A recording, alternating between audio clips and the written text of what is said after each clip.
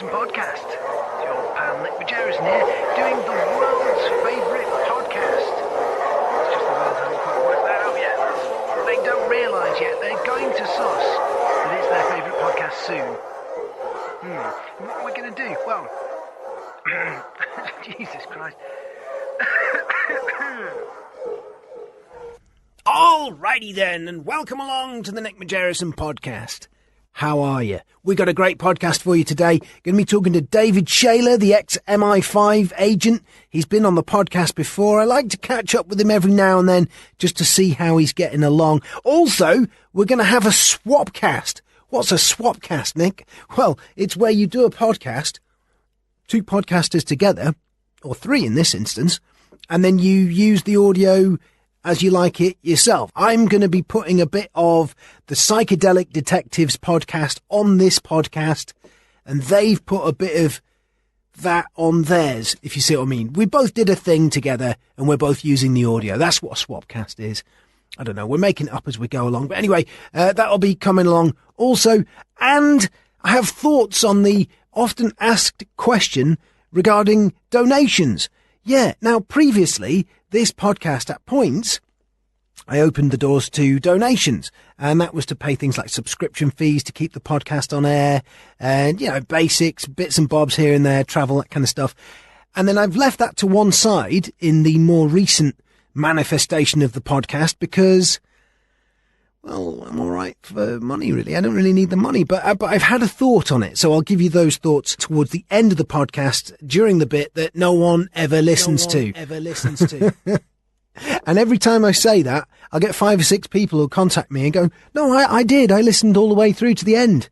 Yeah, but that's 5 or 6 people. There's thousands of people that download this, and most of them listen to about 2/3. And I know that because you can tell with the tech they've got at Acast. But anyway, there we are. Listen, so let's kick off with our first piece and dive into a conversation with the legendary David Shayler. In the Bible, Christ says, not even I know the appointed hour. But I've worked my way through the Bible and various other things, and not just the Bible, I've looked at the Chinese version of the prophecy as well. And I've come to the conclusion that it appears the very end date of the end times is around about August 2021. Right.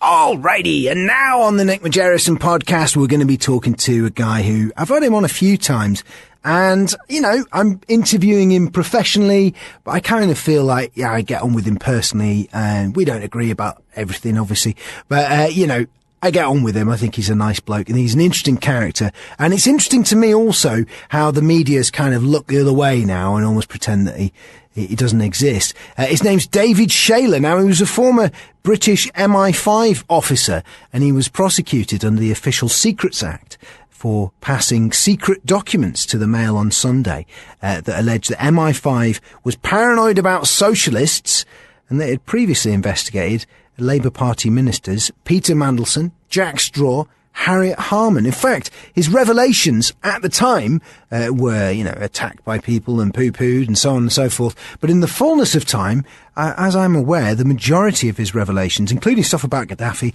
all proved to be the case. So he's an interesting character. He's made even more interesting by the fact that after working for MI5 and having a period of time in the media talking about how MI5 were up to no good, he then realised that he was the Son of God, Jesus Christ. And he came on a radio show that I was doing that was a national radio show on Kerrang, and he spoke to us about that, and he was on Channel 4 News and so on and so forth. And at that point, maybe as a news figure, you could argue that he lost some credibility as he started talking about being Jesus. But then beyond that, he also talked about how he had an alter ego and he was transvestite, so he wears women's clothes, he has a female alter ego, and then at that point, a lot of people in the media felt that he was too difficult to handle. Obviously, there was the possibility that he had a breakdown and so on and so forth. So a complicated story here, but nonetheless, right in the middle of it, a very friendly, generous, pleasant man. And his name's David Shayler. Let's get him onto the airwaves. David, thanks for joining us. How are you, sir? Very well, Nick. Very well. It's quite the intro, isn't it? As soon as I got into it, I thought this intro, each time it gets longer with the stuff that's happened. It was quite funny. The other day I was sitting around the fire and I was talking to someone who hadn't met me before, never heard of me. And I got up to stuff about 9/11 and all this sort of stuff. And he goes, God, you've had an interesting life. I said, you haven't got to the interesting bit yet. Well, yeah, because then I guess you were coming on to the bit about being Jesus. And I wonder how we unpack all of this stuff for the new audience, because what's happened with the podcast is, we did the old Cult of Nick one that was quite intense and difficult to listen to. This is slightly more mainstream. We've got a slightly larger audience. And to a certain extent, we've got to explain what we're talking about here. I mean, first of all, am I right in saying that you believe you are Jesus Christ, the Son of God? That's right, but let's be absolutely clear. This figure is the chosen one of God. The figure appears in many, many different cultures. Some obviously referred to as Yeshua Messiah in Judaism, the 12th Imam in Islam. But also the Hopi Indians hold this prophecy, the Eskimos, Indonesian tribes. And it basically says that there will emerge from humanity a chosen one of God who will show humanity the way in its darkest hour. And I would argue that we're now well into the end times. That's why we live in such crazy, crazy times as we do. And that what essentially is happening is people are about to be judged, basically. And those people who think they can get away with it by saying, well, I served the state or I obeyed their rules, will be in the worst position from the point of view of karma, because their society is utterly, utterly corrupt. Far better to live a life in which you've got to struggle a bit outside the system than be in the system and be comfortable at the moment. Obviously, when they come to you and say, can you tell this lie or can you cover this up? Obviously, everybody's going to think the simplest thing is to do that. But in the long term, karmically, that's the worst thing you can do, because you're conspiring with them. And I have a message for all of the government ministers who refuse to take my evidence about MI6 funding Al-Qaeda to try and assassinate Gaddafi. And that is that they have conspired in that terrorist attack because they have refused to investigate it. One of the principles of law says the truth is all too frequently overpowered. Those who do not disapprove approve. So the principle of consent in a conspiracy can be given by silence. These people, of course, have actively tried to cover up this terrorism because it's so embarrassing to MI6. And 20 years after originally blowing the whistle, the whole thing has come full circle, because the agent who was involved in the original plot to assassinate Colonel Gaddafi, the Al-Qaeda in Libya agent, was nicknamed Tunworth, is the father of the Manchester bomber. He's the father of Salman Abedi. He's called Ramadan Abedi. Now, I've given this information to Theresa May, to Jeremy Corbyn, and to the head of the Met, and not one of them has got back to me.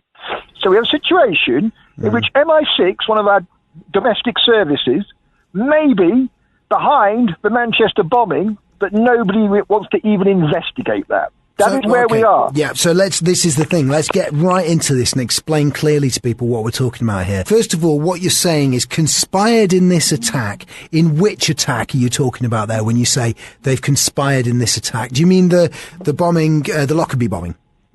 No, I mean, I'm talking about the MI6 funding Al-Qaeda in 96 to assassinate Gaddafi. Because they failed to investigate it, they are part of the conspiracy. Right. And this was recognized by the CIA when I was working for MI5. The CIA rules, if anybody started discussing assassinations, you had to get up and walk out of the room and go and tell somebody straight away, otherwise you might be implicated in it. So that principle has been recognized by the intelligence services. Okay, so let me get real crystal clear on this, though. What you're saying is that the father of the Manchester bomber, he was a character who, explain more. Give me more on this. Explain the story more. What essentially happened was in 1995, he walked into the British Embassy in Tunis and met the resident MI6 officer and said, look, I've got a group of people together. We've got a plan to assassinate Gaddafi. We need money to carry it out. So he did that. MI6 definitely paid this man money, so they paid for the attack to happen. The attack did happen. They did make an attempt on Gaddafi's life, but they didn't get him. But innocent people died. And this would be equivalent to the Prime Minister of this country going for a walk around and some Islamic terrorist trying to kill her, but missing and killing innocent people. Now, no one's going to say that is collateral damage, although obviously the psychopaths that work in the mainstream media, when I talked about this, said, it's just collateral damage, a few innocent civilians dying in Libya. But that's the kind of thing I've got used to over the years. People say I'm mad, and yet they behave like absolute psychopaths when it comes to the sanctity of human life and they say an approach to the truth. I mean, the same things happened with 9/11. I've also let them know that the events of 9/11 are physically impossible as they are described, yeah? This is not some conspiracy in the margins. This goes to the very heart of the official story about the 9/11 attacks, and that is that civilian airliners cannot fly at 500 miles an hour at that level. They're very close to sea level. Now, we all know they can fly 500 miles an hour at 30,000 feet. This is your captain speaking. We're now cruising at 500 miles an hour at 30,000 feet. But not when the atmospheric pressure is much more dense. The planes on all the simulators fall apart. Now, this is information coming from the 9/11 Commission. They say the radar records the object going in at 500 miles an hour. Independent researchers have taken the footage where you can see the plane moving across the screen, calculated distance and therefore calculated speed, and they put them at about 500 miles an hour as well. Now, that proves that these cannot be jet airliners. And you talk to any pilot, you talk to the manufacturer, you talk to anybody, they will tell you that those planes can't fly at those speeds at that level. So that single fact rules out the use of planes going into buildings. Now, when we look at the Pentagon, the only photograph we've got, something leaves a corkscrew trail. That's clearly a missile going in. Planes don't leave trails at that level. So we have two pieces of absolutely key evidence showing that those buildings were attacked with missiles and not with planes. Now, obviously, if there's no planes, there's no hijackings. If there's no hijackings, there's no hijackers, there's no Muslims, basically. Now, if there was obviously loads of evidence implicating the hijackers elsewhere, we might have to revise that. But there isn't. There's no CCTV at them at the airports where the planes took off, for example, where there should be absolutely loads of it.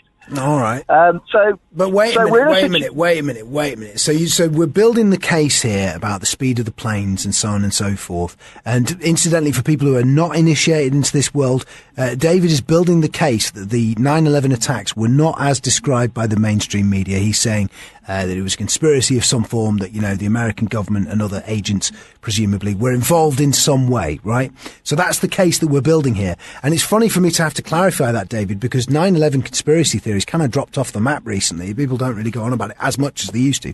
But the point is, I guess some people are going to be saying, right, this is what David Shayler does. First of all, he nails to the wall a piece of information a lot of people won't have heard, which is that the Manchester bomber's dad attempted to conspire with MI6 to assassinate Gaddafi. But then you're doing the thing that people say where you're going to tell us, and I might be wrong, you may have changed your mind, but I'm suspecting you're going to tell us the Twin Towers were hit by missiles and Mirage planes. Am I right or am I wrong? Not Mirage planes, it was missiles surrounded by holograms. Right.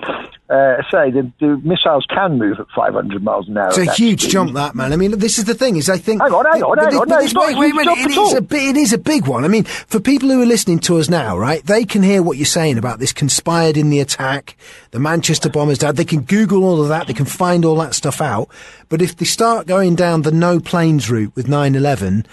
they're going to dismiss you as a crank, man. I mean, holographic planes and so on. I'm not saying that you're wrong. I'm just saying that the way you're coming across, people are, I mean, I don't believe what you're saying, obviously, but, But all I've ever done, Nick, over the last 20 years is talk evidence about things, and people have constantly attacked me for that and said, it must be... if people can't deal with evidence... What evidence have you got of holographic planes? Have you ever seen a holographic plane? You go on the internet, you show they admit they use holograms. The military admit they use them. They show some of the holograms they use.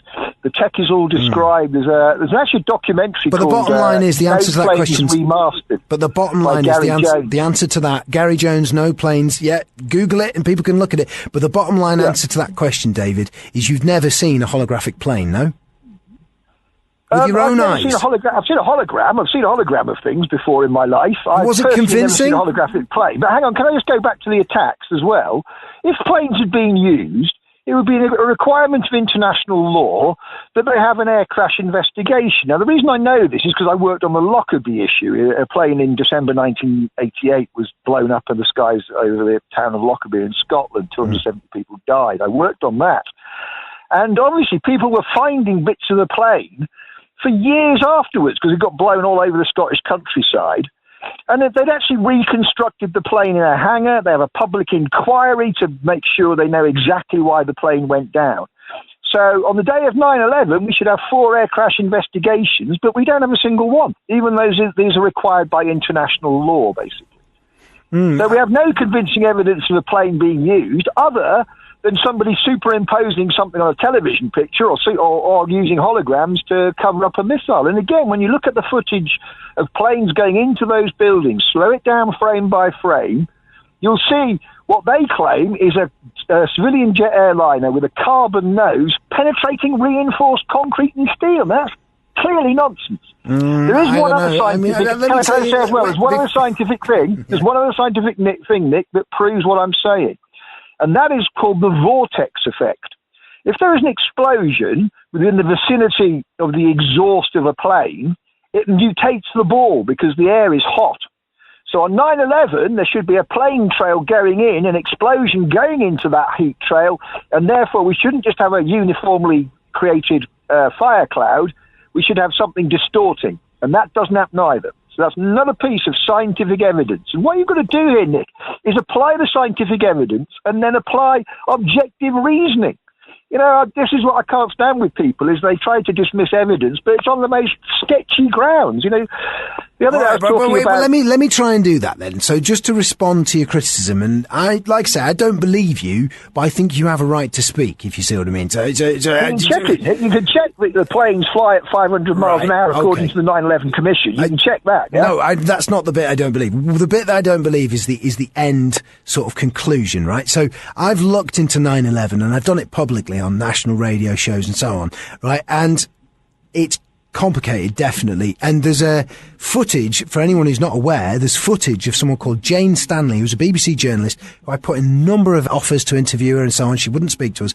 But she reported upon World Trade Center 7 falling down. Before it had even fallen down, it's still visible over her shoulder, right? And the BBC denied that for ages. They told me they'd lost the tapes. I think I was one of the few journalists banging on about it to them pretty much every day. And in the end, they did a sort of a debunking of it, saying, oh, we just got that from a news agency. What? Got what? You got the evidence that you got the story that was going to happen, that hadn't yet happened, which was that World Trade Center 7 was going to fall. So I'm not thinking it's something that's an easy, straightforward event. And I was reporting live at the time on the radio when it was happening. However, it's a big jump for me to say that holographic missiles covered by holograms went in that just seems way beyond the evidence, man. Well, let's do the evidence first. If planes can't fly at 500 miles an hour at that level, they're clearly not planes going in. So the official story is clearly wrong, because it's a scientific impossibility for planes to fly at that speed at that level. It's simple as that. So what you've got to say is that the first thing we rule out is the use of jet airlines. It can't have been jet airlines because they can't travel that fast. So then we have to consider what might have gone into the buildings and caused that damage. And again, the only thing that's going to go into reinforced concrete and embed itself in there like that, when you look at the actual evidence of what goes in, is a missile. No plane has got that penetrative ability because it's got a carbon nose. Yeah, but on the flip, let me tell you this. On the flip side, though, here's the flip side, though. The flip side is that we could easily get another guest who'd come on and they'd say, oh no, that's not true, planes can go that speed and so on. They could counterpoint those arguments, and we're sat there debating a point of fact about which the majority of the audience don't know much. I mean, I don't know how fast planes travel and I don't know the dynamics. No, but that's the nature of truth. You go and find it out for yourself. And if they do, I'll gladly debate this with an expert, because I've talked to pilots. I haven't talked to the manufacturers, but I've seen the coverage of it, and they're all saying the same thing, that planes simply can't fly at this speed. When you put them on the flight simulator, the plane falls apart before you get to that altitude travelling at that speed. But I've had conversations with people who theorise that the Earth is flat, right? And they know their subject inside out, and they're brilliant at debating it. And at the end, I'm kind of half convinced. Well, maybe they've got something going on there. It's similar with 9/11, I think. People who know a lot about it, they've got a lot of information about it. And my actual end answer is I'm never going to know what happened because I wasn't there. And I don't think most people know what happened. Whether or not there was, subterfuge and conspiracy going on, well, obviously there was, because every version that accounts for what happened on 9/11 is a conspiracy theory. The official story, the counter-narratives, and so on. But what? Yeah, but there's no evidence to support the official story at all when you look for it. You talked about the thing with Jane Stanley, but what people don't realise is when they release the tapes from the planes, they've got the tape with Betty Ong, the air stewardess, and she doesn't know what flight she's on, she doesn't know what seat she's sitting in. This is clearly a woman under stress, not the kind of stress of being kidnapped, but the kind of stress of somebody possibly pointing a gun at her head saying, you must stick to the script kind of thing, because she keeps giving clues that there's something wrong. She says she's on flight 12 and she's on flight 11. She can't give the seat number. Now, everybody is in a plane, the seat number's right above you. All you got to do is look at it. And she can't give that. In fact, in the end, when they talk about which seat are the hijackers in, it's somebody listening in on ground control who provides the seat number, not the woman they're claiming is the air stewardess on flight 11. So that's another example where it looks like somebody's being forced to follow a script, basically. You see, now, for me, though, the thing about this that fascinates me is that we're having a conversation we could have happily had in, the year 2004 or whatever. And we did have these kinds of conversations on that radio show that I talked about, national radio show. We'd bang on about these kinds of theories and go through and take lots of different calls. And we'd have lots of different people who would come on. Yourself, David Icke, another guy, Alex Jones. And what's interesting at the moment now in 2018 is that world has fundamentally changed in that it's altered because of Trump. And the response from, I'm going to call them the conspiracy theory community, to Trump has been fascinating, because Alex Jones has gone full on Trump. He's on the Trump train. He thinks Trump's going to bring down the Illuminati, the conspirators behind the government. He's going to tackle the deep state, etc. And Alex Jones is fully sold. Whereas you've got characters like David Icke, who's not convinced, although he's very careful about what he's saying. And then your good self. What do you make of Trump? What do you think? If 9/11 was a conspiracy and an inside job, is he the one that's going to reveal it? Well, he seems to know it. He does seem to know. He had a view of the attack from his own tower, apparently, and he's admitted to talking to Larry Silverstein, who owned the site, the man who made a fortune from an insurance scam with the destruction of the towers. He talked to him on the day. And there was a mention there that this must have been some kind of controlled demolition. So I'd say that Trump clearly knows. The problem we have to deal with in this day and age, and again, I've got to be slightly guarded here because people will say, oh, I'm completely mad, is the use of doubles, basically, lookalikes. There's a Bill Hicks joke where he says, when the president's elected, they take him into a room and show him angles of the Kennedy assassination that no one else has got, showing Kennedy being assassinated by the Secret Service to get him to behave himself. But actually, in fact, what they probably do is introduce you to your double and say, you behave yourself, otherwise we'll assassinate you, and we'll put this double out there, and he'll do all sorts of terrible things, and no one will know. They'll think it's you. In some ways, it's the only way of really explaining what happens to leaders once they get into power, the fact they so abandon principle and do more. It's exactly the opposite of what they think they'll do. But I do believe they use lookalikes for all sorts of things. I've got a good example of it in the Ripper case, where they use somebody called MJ Druitt, is fingered years afterwards, never come to attention in the investigation. And you think, why are they fingering somebody who doesn't come into attention in the investigation? When you actually look at the guy, he looks exactly like Prince Eddie, who was the Ripper. But they always say, he's got an alibi. Can't be him, he can't be the Ripper. On the day of the attacks, he had alibis. However, if there's a lookalike, of course, that rules out the alibi defence. The lookalike could have been there with the royal family while he's off doing the murdering, basically. Right, so wait a minute. We've jumped in a big way there that people may not have noticed. Are we now saying that the Ripper was, in fact, a member of the royal family? I'm saying that the traditional image we have of the Ripper is of being Prince Eddie. The authorities will say he's got an alibi, and that rules him out. What I'm saying is, if there's a lookalike involved, the alibi defence is no longer sacrosanct. It's no longer an absolute defence, because it would mean that somebody else could take his place to act as him for the alibi, if you know what I mean, while he's out doing the attacks. But hang on. We've ignored whether he carried them out big... or not is another matter, obviously, but my personal opinion is that, yes, he did. That the whole thing was a massive establishment cover-up.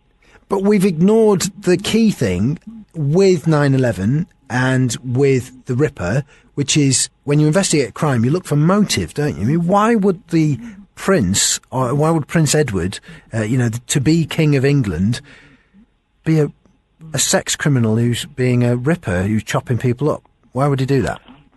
Well, to get into the higher levels of the secret societies, you essentially have to murder people. You have to prove you're a psychopath. They want something to dirty you up with as well. So the only way you get in is through murder. And I actually believe now with the Ripper thing that the initial prostitute murders were just to set up just one actual murder, which was the one of Kelly, Mary Kelly. And she was the one that was taken in a room where she was eviscerated, the heart went missing, and a cast iron kettle melted in the grate. I mean, there's all sorts of weird things going on with that one. So I think that what happened was that the other Ripper murders were just things to build up to that. If you just did the Ripper thing by itself, it would cause a massive consternation. But this has been 3 or 4 beforehand, and when something else happens like that, it's not quite so bad. I also, when I was researching it, realised there may be very early example of predictive programming here, where they prepare us for something like that in fiction first. And would you believe that the big play for 18 months before the Ripper attacks was Dr. Jekyll and Mr. Hyde? The people don't know that story. It's about the story of a doctor who takes a potion that brings out his dark side, so he goes around attacking women and so on. So you can kind of see where the conspiracy might be coming from when there's a bit of predictive programming in there to get people prepared for it and so on. Okay, so but this is the way you've got to look at it. You can't look at it in terms of traditional evidence, Nick, because they're past masters at leading a trail to people. Now, you don't know whether that trail's true sometimes. You don't know why that trail is leading to somebody else, but often it will be a false trail because they've done something. It's not good enough just to do it and try and get away with it. They've got to do it and leave the false trail as well. You see, I read the book From Hell by one of my favourite writers, Alan Moore, who I had the pleasure of interviewing a couple of times in the past. And he wrote about the conspiracy that Jack the Ripper was a member of the royal family, or maybe, I think it was his butler or something like that. There was some sort of royal connection that you're talking about. They said it was the doctor. Yeah, that's right. And then there's a scene that you're talking about that does involve a lot of occult imagery in the killing that is certainly odd, and that's the killing you're referencing. But do you believe that the intent of these people was actually to have supernatural consequences, or do you think what was going on with it in your head? Well, I do think that was the case. I mean, I'm sort of slightly putting my other hat on now and doing my Jesus stuff, but in 1888, a Jesus incarnate was born. So they're looking around for a Jesus incarnate. Because of the date, they're possibly thinking, because these Ripper things are August 88, so you've got a load of 8s there, 1888. And they look for those sort of patterns, obviously. So what they may have thought is that Mary Kelly was the mother, because she was called Mary as well, was going to be the mother of the Messiah, and therefore they tried to murder her before she could give birth to the Messiah. This is how these things all fit together. Okay, so getting back to the modern world, though, like I say, a number of things have changed, and one of the things I'm really interested in is Alex Jones, who I know you've been on his show a few times. He's dramatically changed his editorial direction, and it's not been commented on as much as I would have expected, to be honest. What's happened is he's become a right-wing hate figure, and he's still billed as a conspiracy theorist, but you listen to his show, it's got a lot of flim-flam and nonsense in there, but he's not really doing the conspiracy thing anymore. He's kind of moved towards being a mouthpiece for Donald Trump, and it does appear that has caused a change in the conspiracy theory community. And I'm looking specifically, what do you think's happened with Alex Jones? Well, again, there's if you look on the internet, there is evidence that the real Alex Jones was replaced. People will tell you he's really Bill Hicks. People can look at that evidence for themselves and come to their own conclusions. The problem with Alex Jones all the way along was I tested him early on with stuff, and I realised that whenever push came to shove, he backed off. If he mentioned Zionism, he wouldn't follow up on it. At one point, I was defending Putin, and in those days, this was like 10, 15 years ago, whatever, no one defended Putin, you know what I mean? So he had to go at me about that. The no planes thing as well, rather than look at the evidence, he just told me I was mad for talking about no planes. So he's always been there as a kind of gatekeeper who will take, they have these people who take the argument so far, and that lets off a lot of steam. A lot of people then think, we're getting the truth. When in fact you're not. You're getting another version of that's not quite true. It might be a bit close to the truth, but not totally the truth. So, and Alex Jones has refused to go there as well with Dr. Judy Wood and her research into beam weaponry. But that, again, is very compelling research when you look at the evidence. The evidence that is observed when beam weapons are fired in experiments is observed on the day of 9/11, and no other thing causes those phenomena. Hang on, what are we on about here? Bee weaponry. Wait a minute, what are you talking about? Bee weaponry, what is that? What are you talking about? They're called interference weapons. I used to call them laser beams, but my technical friends say I mustn't call them that. That's misleading. But it's some sort of vibrational frequency, and it creates all sorts of weird effects. And those effects are observed on the day of 9/11, and there's nothing else that does cause them. That's the point. Science doesn't have anything else that will cause these weird effects, like weird weather effects and all sorts of things, but yet they're all observed on the day of 9/11. So I'm saying that the buildings weren't brought down by a conventional controlled demolition. They were brought down by a beam weapon fired from a satellite.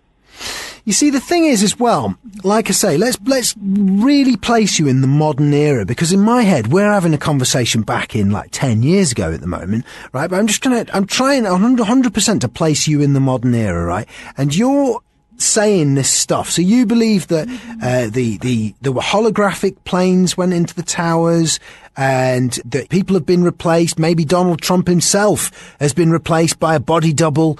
That's big stuff. If that was the case, and you were revealing it to be the case, in this day and age, the intelligence services could find you like that, couldn't they? I mean, you're on a mobile phone at the moment. It doesn't look like it's a cloaked number. They could track you down straight away, couldn't they? Yeah, of course, yeah. They've had enough goes on me over the years. They've tried to kill me on a number of occasions. But what I mean is, why would they let you... I don't understand why I'd be allowed to talk to you on a podcast that's got a reasonable chunk of listeners. Why would it be? I mean, maybe we've not released it yet. Who knows, David? But, do you understand what I'm saying here? This seems strange to me. If they'd gone to the point of replacing Trump with a double, and then they hear you banging on about it on a mobile phone in wherever you're calling from, surely they'd just go, oh, we got to sort that guy out. Let's get that fixed. Well, they obviously do want to sort me out, but their usual tactic in my circumstance is assassination, but that doesn't seem to work. I say they've had about 10 goes at me over the years, and each time I've, walked out of a car crash without a scratch. I've found the solution to food poisonings at the right moment. So have they made attempts on your life since I last spoke to you, which was a few years ago, maybe a year or so ago? Have they attempted on your life since then? It depends what you mean by attempts on my life. I think what's happened is the nature of it's changed. There was a point a couple of years ago when I felt very much under the cosh, if you see what I mean, as if they were trying to beam something into my head. And I kept getting this thing like suicide. I kept thinking, what the fuck's going on? I'm not suicidal. Anybody knows me knows I'm not suicidal. But I kept getting this flash into my head of suicide. And I kept thinking, what the hell? And I'm now pretty sure, because I have no feelings of suicide, let me make that absolutely clear on air, that if I am found suicide, I'm suicide. It won't have been me committing suicide. So what's the saying again? Suicide. No, what you're saying is you said you had suicidal thoughts, but you felt it was being beamed into your head. Yeah, and then I sort of did a bit of meditation. That's how I deal with these things. All disappeared, but... I'm trying to bring David Shayler into the modern world, right? By which I mean the world of conspiracy and the possibilities, were it the case that we had a malevolent intelligence services intent on dictating politics and behaviour and so on, the possibilities now are huge, aren't they? I mean, they can have algorithms that will suggest posts in your social media feeds. They could read all of your direct messages from Twitter and stuff like that. That's why they call them direct messages, by the way, not private messages. They could read all of your messages, all of your texts, see all the websites you've been looking at. I mean, we're living in the wet dream of the intelligence services right now, aren't we? Absolutely, yeah. I mean, I joke that, Facebook must have been set up by the CIA because it's all that difficult intelligence. It's quite hard to get at times. Some of the more routine stuff about people's daily lives and contacts can be very intensive, very resource intensive to build up that picture of somebody. And yet now we have everybody with their Facebook account just gives it all to the intelligence services like that. Yeah. So effectively it is a very good intelligence gathering tool and monitoring tool. So if it were the case, you were back at Foxhole nowadays, you would be, if you were working with the intelligence services nowadays, what it would mean is that you had access to a level of data that, we can only even imagine. And remember, also, in your worldview, these guys are prepared to break the law so they could go beyond the data protection laws that we currently have, and they could just see everything, couldn't they? I mean, we are... Well, that's what I believe happens. I believe that they've put backdoors in computer operating systems that we don't know about, and they're watching all of that as well. It's all just been swallowed up by the NSA, the National Security Agency, and GCHQ in Britain. And this is what I don't understand, is that why is it they would allow, people like you and Alex Jones and David Icke and all these other characters, for me, and I'm a huge advocate of free speech. In fact, that's my driving force, to be fair, right? Everyone's still there. No one's vanished. The people that have been locked up, there's a guy, Tommy Robinson, he's been thrown in prison, and he's being dealt with very differently to the way in which, say, conspiracy theorists such as yourself and other people are being dealt with. It leaves a bit of a disconnect for me in the worldview. I wonder how you account for it. What do you mean the disconnect? What? Well, what I mean is, say there's this guy, Tommy Robinson, former leader of the EDL, and he is very anti-Islam. And, I'm mentioning his case, but I'm not saying I agree with him. That's worth qualifying because, he and I have a number of disagreements. But the point is that he's been thrown in prison, right, for what he's saying. He contempt of court laws it was, and he was filming outside a court.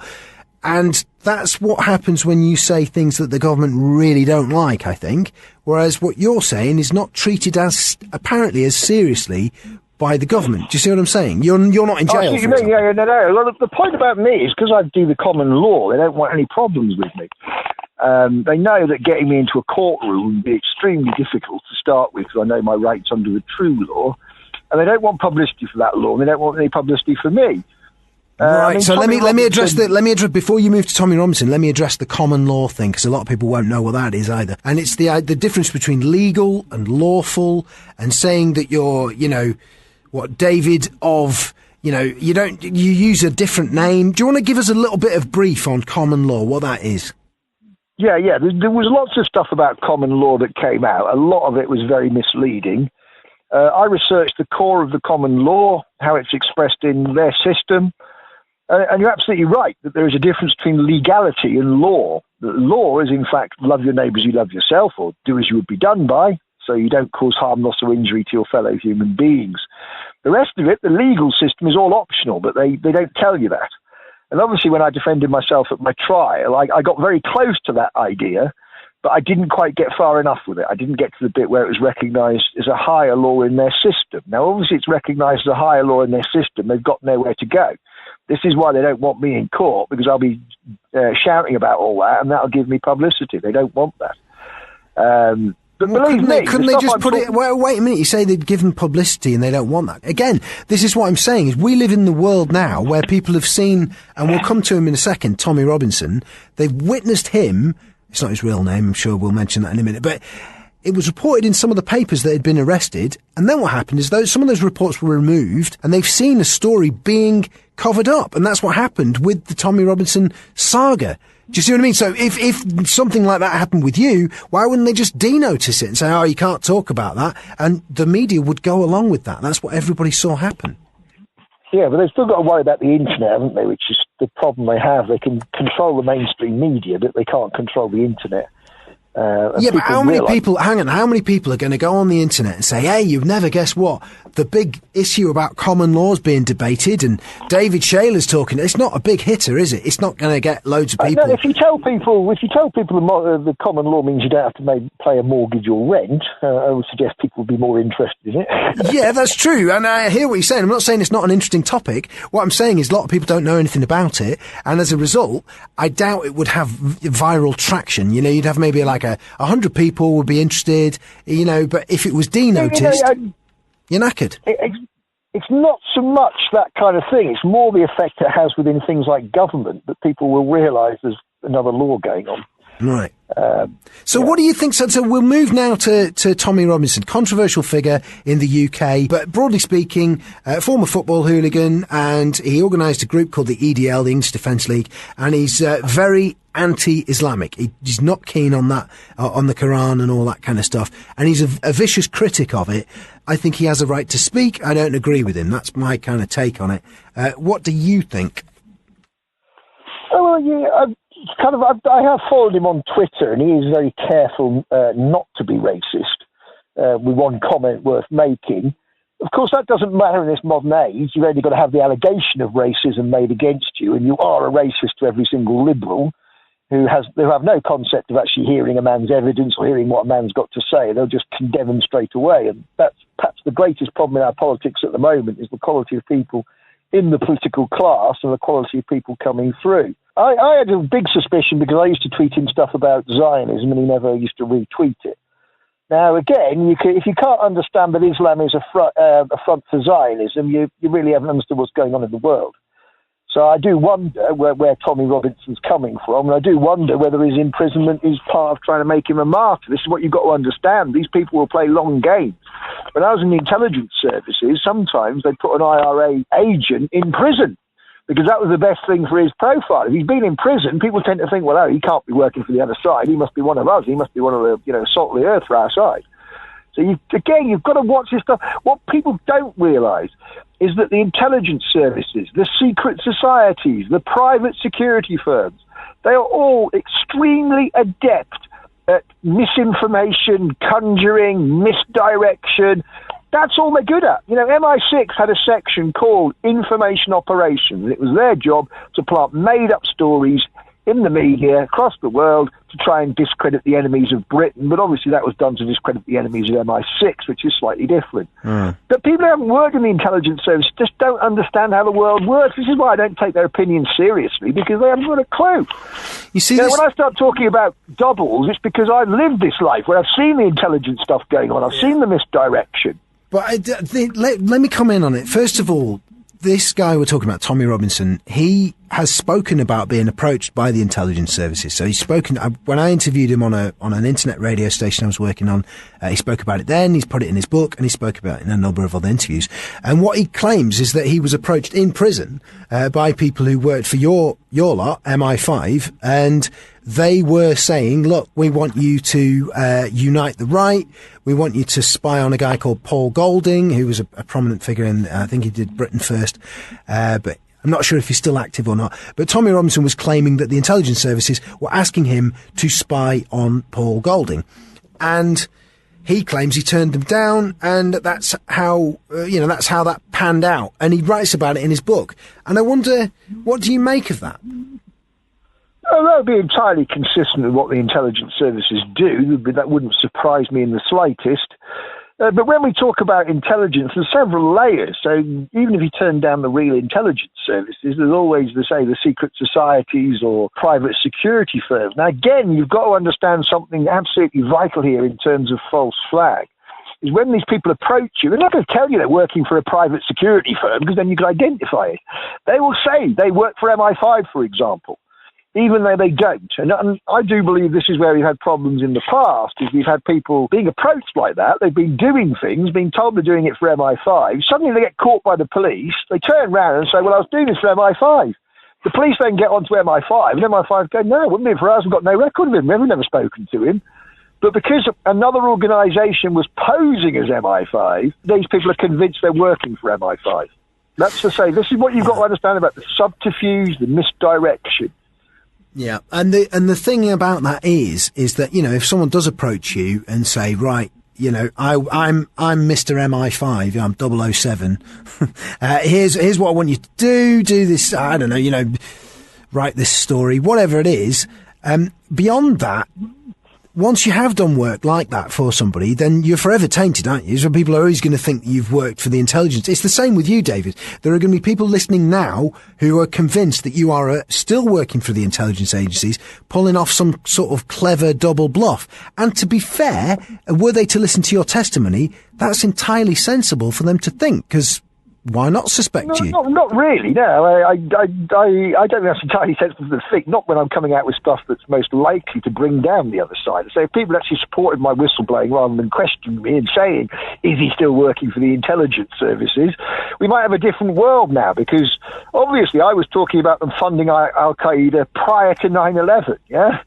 I was talking about them misrepresenting intelligence prior to 9/11 and prior to the Iraq weapons of mass destruction dossier. These are things that we really need to know in our history that could have significantly changed the world. But could have stopped the invasion of Iraq. So I don't accept these arguments. The common law is the best way forward. I hear what you're saying, but less than 20 minutes ago, you were talking to me about body doubles and people, the president being replaced by someone else.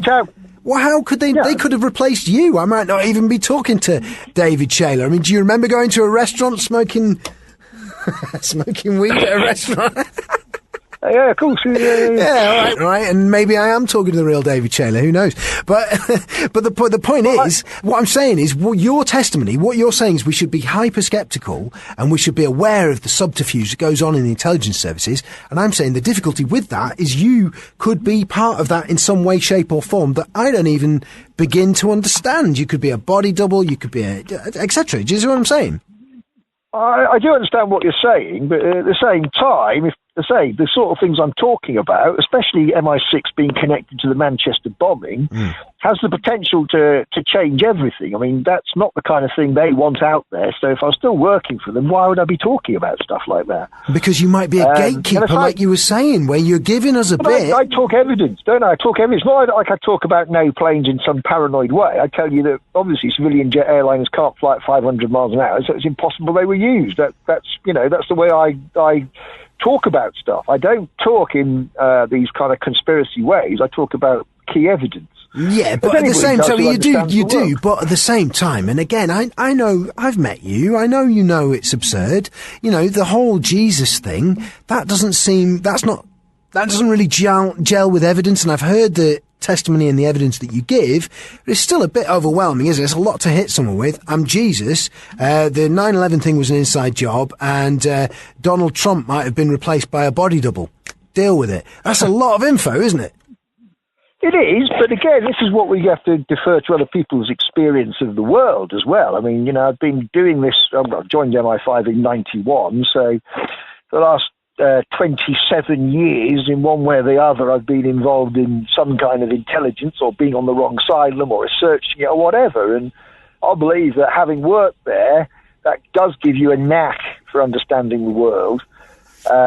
And therefore, I've been able to understand what has happened when I've been out of the service as well. It's a question of not just the evidence I bring, it's the experience of seeing things with my own eyes. And again, that's the problem with the liberal left. There's never anything about anybody's individual experience. You're just a kind of automaton that's supposed to fit into a box, whereas we all have different experiences of the world that we should be using to benefit society, not using to condemn people. So how is your, wait a minute then, how is your understanding of the world panning out? I mean, how are you materially, what are you doing, how are you earning a coin, the basics, how is all of that going? I mean, where are you talking to us from right now? I understand you're hanging out with some hippie commune or something, what's the deal?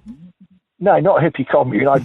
Get me straight. I don't like communists. So I think New Ages are full of bullshit, basically. Oh, really? You used to be a bit of a lefty. I remember you being a bit of a lefty. But anyway, go on, carry on.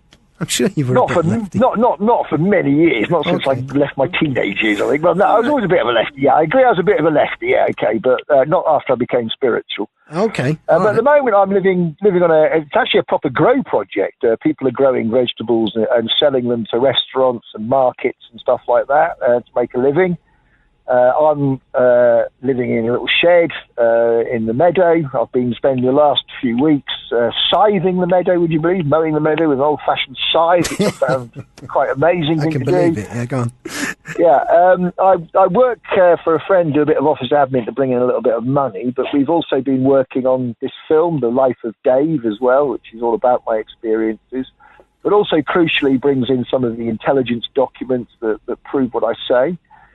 So yeah, I live an idyllic life. I don't have a lot of cash, obviously. But I have a lot of free time, a lot of quality of life. I assure you the view I now have is of flowers in a meadow and trees and green grass. And that in itself is priceless. I spent 3 days in London last week, and it was horrible. It really was. I don't know whether they've turned up the volume with the Wi-Fi or something. I don't know. But it was very, very difficult to stay calm in London. Yeah, no, I tell you what, London, in my opinion, London has never been as down at heel as I've seen it recently. I mean, the number of people who are, homeless and vagabonds wandering around, and a lot of stress in the area. I completely agree with that assessment, definitely. But just focusing in on your understanding of the world and how it's panning out for you, has it panned out as you expected it to when you revealed to the waiting world via Channel 4, my national radio show, newspapers and so on, that you were Jesus? Has it quite panned out as you expected? It's not gone as I thought. I thought you'd be another David Icke,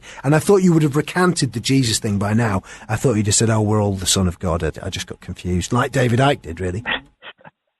No, because I actually am the Son of God, I'm sticking with it, basically. Yeah, I mean, just to be clear about this for people listening, because obviously anybody who talks about being Jesus or whatever, people are going to think you're mad or egotistical or you got the wrong end of the stick in some way. Just to be clear, I'm not talking about being a reincarnation of Jesus Christ, because this is the first time Jesus Christ has come. Say in Buddhism, I'd be called Maitreya. So it's not a Christian or a Jew from Judaism. It comes from Buddhism as well. And uniquely, I can actually lay my hands on ancient documents based on the Bible that the sages have said will contain the Messiah's name for at least 2,000 years before I was born. So when you find David M. Shayler encoded in there, it's not a great step to think, well, perhaps somebody somewhere was predicting that he was going to be the Messiah. It's a bit of a jump. Clearly as well, I've figured out the law. It is a bit of a jump, David, because a lot of people don't take that book seriously. And just to bring you round to something you said before about being the 12th Imam of Islam, now, as I understand it, that's a belief that the Shia Muslims have, and they believe this 12th Imam is he's going to be a religious leader who will emerge, who will help bring about the apocalypse.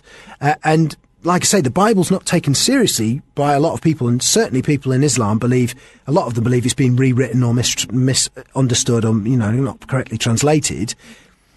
Were you to do the 12th Imam stuff in quite the same way as the Jesus stuff, I think you would attract attention from people, but I think those people would probably want you dead. And I would counsel you against pushing the 12th Imam thing, specifically because there are criminal organisations that organise terrorist acts who, Islamist terrorism exists, right? Do you believe it exists? I mean, I've suddenly realised you think the conspiracy thing, and you told me before, something I didn't question, that you think Islam is a front for Zionism. So I'm just going to let you respond to what I'm saying. Violent Islam, but right. In general it is, yeah. Right, okay. Yeah. So let's get clear on that. The 12th Imam stuff, I mean, that could get you killed, couldn't it? Well, I have faith in God. I say my view of the world is if God wants me alive, I stay alive. If God wants me dead, I'm dead. But if I took you to a mosque and you started banging on and telling everyone you were the 12th Imam, we'd have a viral video on our hands, right? But I don't think it would be a very safe or wise thing to do. Well, yeah, but I could obviously start by talking about the ancient documents that are common to the three cultures of Christianity, Judaism, and Islam, and that is one of them is the rod of Aaron, which is said to contain the name of the Messiah or the ineffable name of God. But that exists both in Islam and in Judaism and Christianity in the Old Testament. So I'll be able to at least say to them, look, this is your holy book, mentions this, my name is in there. Now, because it's in their holy book and they believe that it is, absolutely divine transmission, they would have to give me a bit of time of day, if you see what I mean. Well, why have you tried it then? Well, no, because I don't go searching for people. I say, I'm Jesus, I'm going to heaven. The rest of you, you've got to get your act together and come and talk to me about how you're going to get in. I'm not courting votes. So why I'm quite happy to sit in a field and essentially watch it go to rack and ruin and saying, I told you so, I told you so, I told you so. But you haven't done. Wait a minute, Jesus is supposed to be for everybody on the planet. You haven't spoken to everybody on the planet. You've not even... Yeah, I mean, I guess you haven't really tried. I mean, I'm going to say it, man. You could put more time in. There. Yeah, sure. I put my stuff out there. I put it out to people who want to read it. It's on the internet, bookofthelaw.org for anybody to go and read who wants to. So, as far as I'm concerned, if people want me to do it, they're going to have to ask me to do it, because I've done my bit for it. I'll put it out there the way I need to. So it's up to them now to see if they're worthy, basically. Simple as that. So the idea of David Shayler popping along to his local mosque to explain this idea is absurd, or something you might put down as a possible in the future? I might do it. I mean, I've had all sorts of weird things. So I got taken to Israel at one point, and so I was telling people I was Jesus Christ in Israel by the Wailing Wall, for example. So, did you really? What? Tell me about this. Give me more on this. What happened? There was a documentary done by National Geographic called The Second Coming, I think it is. And it looked at different Jesus claimants. But curiously, I was the only one they took to Israel. And I went to the Wailing Wall. It was quite a nice place. And then when I came away from it, I was talking to some of the Jews there, and I said, yeah, you're right. Jesus Christ didn't come 2,000 years ago. He's here now standing in front of you. But I also got some confirmation of the prophecy as well. I went to and stood in Armageddon, where famously the Messiah will stand to conduct the final battle of good and evil, which obviously many would envisage as two armies slugging out on the plain beneath, but obviously is a spiritual message. The final battle of good and evil takes place within your own soul, basically. Obviously, I was consciously making the prophecy come true there. We all know the line. Well, I know the line from the book of Revelation. So when I'm standing on Armageddon, I kind of consciously make the prophecy come true. Slightly less consciously made it come true when I went to the town of Shiloh, which is named after me. The Hebrew letters could also be pronounced Shayler. And I realised there'd been some clues in the Bible about that. It says Christ goes to a town near Jacob's Well, and sure enough, Jacob's Well's near there, and the nearest town is Shiloh or Shayler. But in the tabernacle there, I was talking to the rabbi, and again, he doesn't have a problem with the Torah being a code book, because he knows that. He's a rabbi. He knows it's full of codes, and I show him all the stuff with my name in, and he's very impressed by it. But there's one line where it talks about until Shiloh comes, i.e. the Messiah or Shayler comes. But he said to me, this line could be translated as until he comes to Shiloh, i.e. the Messiah comes to Shiloh, the town. So in that case, the Bible had correctly prophesied me turning up at the town of Shiloh in Israel, even though I didn't know that was part of the prophecy, and even though that hadn't been part of my plan. So that kind of shows you how you can go on these journeys, and all sorts of wonderful things can happen. Wait a minute. Was the guy in question convinced? He wasn't convinced by me being the Messiah. It was just what I'd shown him was the evidence, and he wasn't perturbed by it. Obviously, when I start showing people this evidence, as you say, a lot of people get very upset. Although all I'm doing is showing them evidence. Whereas when I spoke to him about it, he was very well versed with the idea of taking codes from the Torah, the first 5 books of the Old Testament, and using them to essentially sometimes predict the future, sometimes give insight or whatever. They're not a problem for him. So he did, he didn't look shocked or anything. He actually genuinely wished me good luck on that journey. You know what I mean? Wished me Godspeed on that journey, whereas other people look at me like I'm completely insane. You see, that's the thing. I'm trying to relate this to my own life, right? And I do require feedback, positive feedback from other people in order to know that I'm on the right track with something. And presenting, for example, I do this podcast because people listen to it and they like it. And there's no other reason for doing it nowadays. Money and all that kind of stuff has all just gone to the wayside. But I enjoy the positive feedback that I get from people. I mean, how many followers do you have? How many disciples have you accrued? I don't want followers. The third and final testament says, don't follow me, you'll end up at my house. Follow the way. I want people to follow the teachings and not follow me. I'm not going to create another cult of personality, because people who follow personalities could just as easily go and follow some other evil personalities. I don't want people to do that. I want people to actually look at my teachings and test them and see if they work. And when they realise they do work, to then go and spread the word themselves. That's how it works. I don't want a cult around me. I don't want that kind of veneration. I don't want supporters, basically. And indeed, if you're going around saying you are a supporter of me, you have misunderstood my message. It does sound like a cop-out, though, doesn't it? I mean, it would be better if you could say, about 500 of them, they're over there now listening to my every word. It would be worse for me, Nick. It would be worse, because then I'd be prey to the persuasion of supporters, and I don't want that. As a single man, I can be entirely self-determining. If God says to me, you've got to be in Edinburgh tomorrow, I'll be on the road hitching to go to Edinburgh. If I've got a bloody movement, I've got to think about other people. I might not be able to do that. Nah, you've told them not to follow you. Just like, I don't know, these guys that just follow me. I don't know, they say I'm Jesus. Who knows? Why are they following me? What can I do? It'd be handy. Yeah, I mean, even if you had just like 2 or 3 people, it would add a bit. No, I don't want that. I don't want that. I really don't. There are people who believe I'm Jesus Christ as a result of talking to me, and that's all well and good. But I don't want, the pressure of people. I saw what it was like in 9/11 Truth, even where I didn't have a formal position. They wanted me to be a more formal leader, and I said no.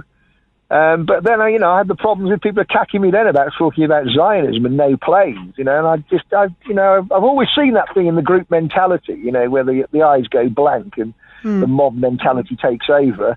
I don't want to be part of that. I don't want to encourage that. I've never encouraged it. I'm an individual thinker and self-determining. That's the way I like to keep it. I'm answerable to God and no one else. Yeah, I mean, I enjoy that aspect of your personality, like I say.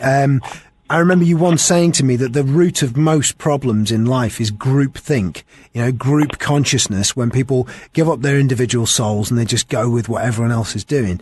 And it's for little nuggets like that I enjoy speaking to you, because, there are the little bits where you go, oh yeah, that makes sense. I like that. That's fun. And so on. So I hear what you're saying, but at the same time, in terms of your personal journey and your belief in this, I mean, you said you felt you had suicidal thoughts being beamed into your head earlier in this conversation. That's going to be distressing. I'm wondering where the sustenance comes from. And for me, part of that would be to have followers, I think. People who totally dug what I was saying and believed me 100%. Now, they're more trouble than they're worth, really. I say I'm answerable to God. I don't look to humans for any kind of, valuation or judgment of what I do. And if you understand the logic of this, I live in Christ consciousness. Being a normal human, you don't understand Christ consciousness. It's a bit like, a dog doesn't understand human consciousness. You're not going to ask the dog, for career advice and so on. It's a bit like that. Hang on. Okay, is Christ consciousness alike to magical thinking, where you allow synchronicities to work as kind of like a reward point on a computer game, where you go, right, the world's synchronizing with my internal mind, I must be on the right track. Is that the kind of thing we're talking about with Christ consciousness? Not really, no. We're talking about being out there by the skin of your pants, denouncing evil, knowing that they can kill you or kidnap you, and people probably won't say anything. It's that level of courage of not carrying a weapon but still standing in the face of evil and denouncing it. Let me tell you something. Reading the signs correctly is obviously part of it, but I say you've got to read the signs correctly. I meet very few people who can understand what a sign is in the first place and how to read it correctly. And let's call them signs of God, not synchronicities, for Christ's sake. This idea that God is a computer or whatever, it's just rather dehumanising, rather depersonalising God. I believe in gods. There's loads of them and their ideas. Oh, yeah, there's more than one God, but there's one God above all others. I'll tell you something else as well. Were you to vanish, I would kick off about it, mate. I guarantee you, all right? I would definitely make a fuss. Good. Where's he gone? There were times I was living in a caravan and things like that where they could have disappeared me and no one would have known for weeks, you know what I mean? Yeah, I know. I remember that. I remember speaking to you when you were in that caravan thinking, what's going to happen with this guy? Is he just... Because what I assumed would happen is that you'd just drop off the internet, which people sometimes do. And what I would not know is whether or not you'd changed your mind and decided to lead a normal life rather than living where it is you are at the moment with all the stuff that you're doing. Had you done that, decided to leave a normal life, or is it that, you'd been taken out or whatever, or someone had taken you down? So I've had my eye on you. Don't want you to vanish off the map. You're fun. But let me just ask you this. So we've got this film coming out about you, and I hear it's got very high production values. The Life of Dave, I think, was a title that was bouncing around at one point. Where do you go with what you're doing? Because to make money out of what you're doing, you are going to have to get a bigger following, aren't you? That's the bottom line with making money with what you do, right?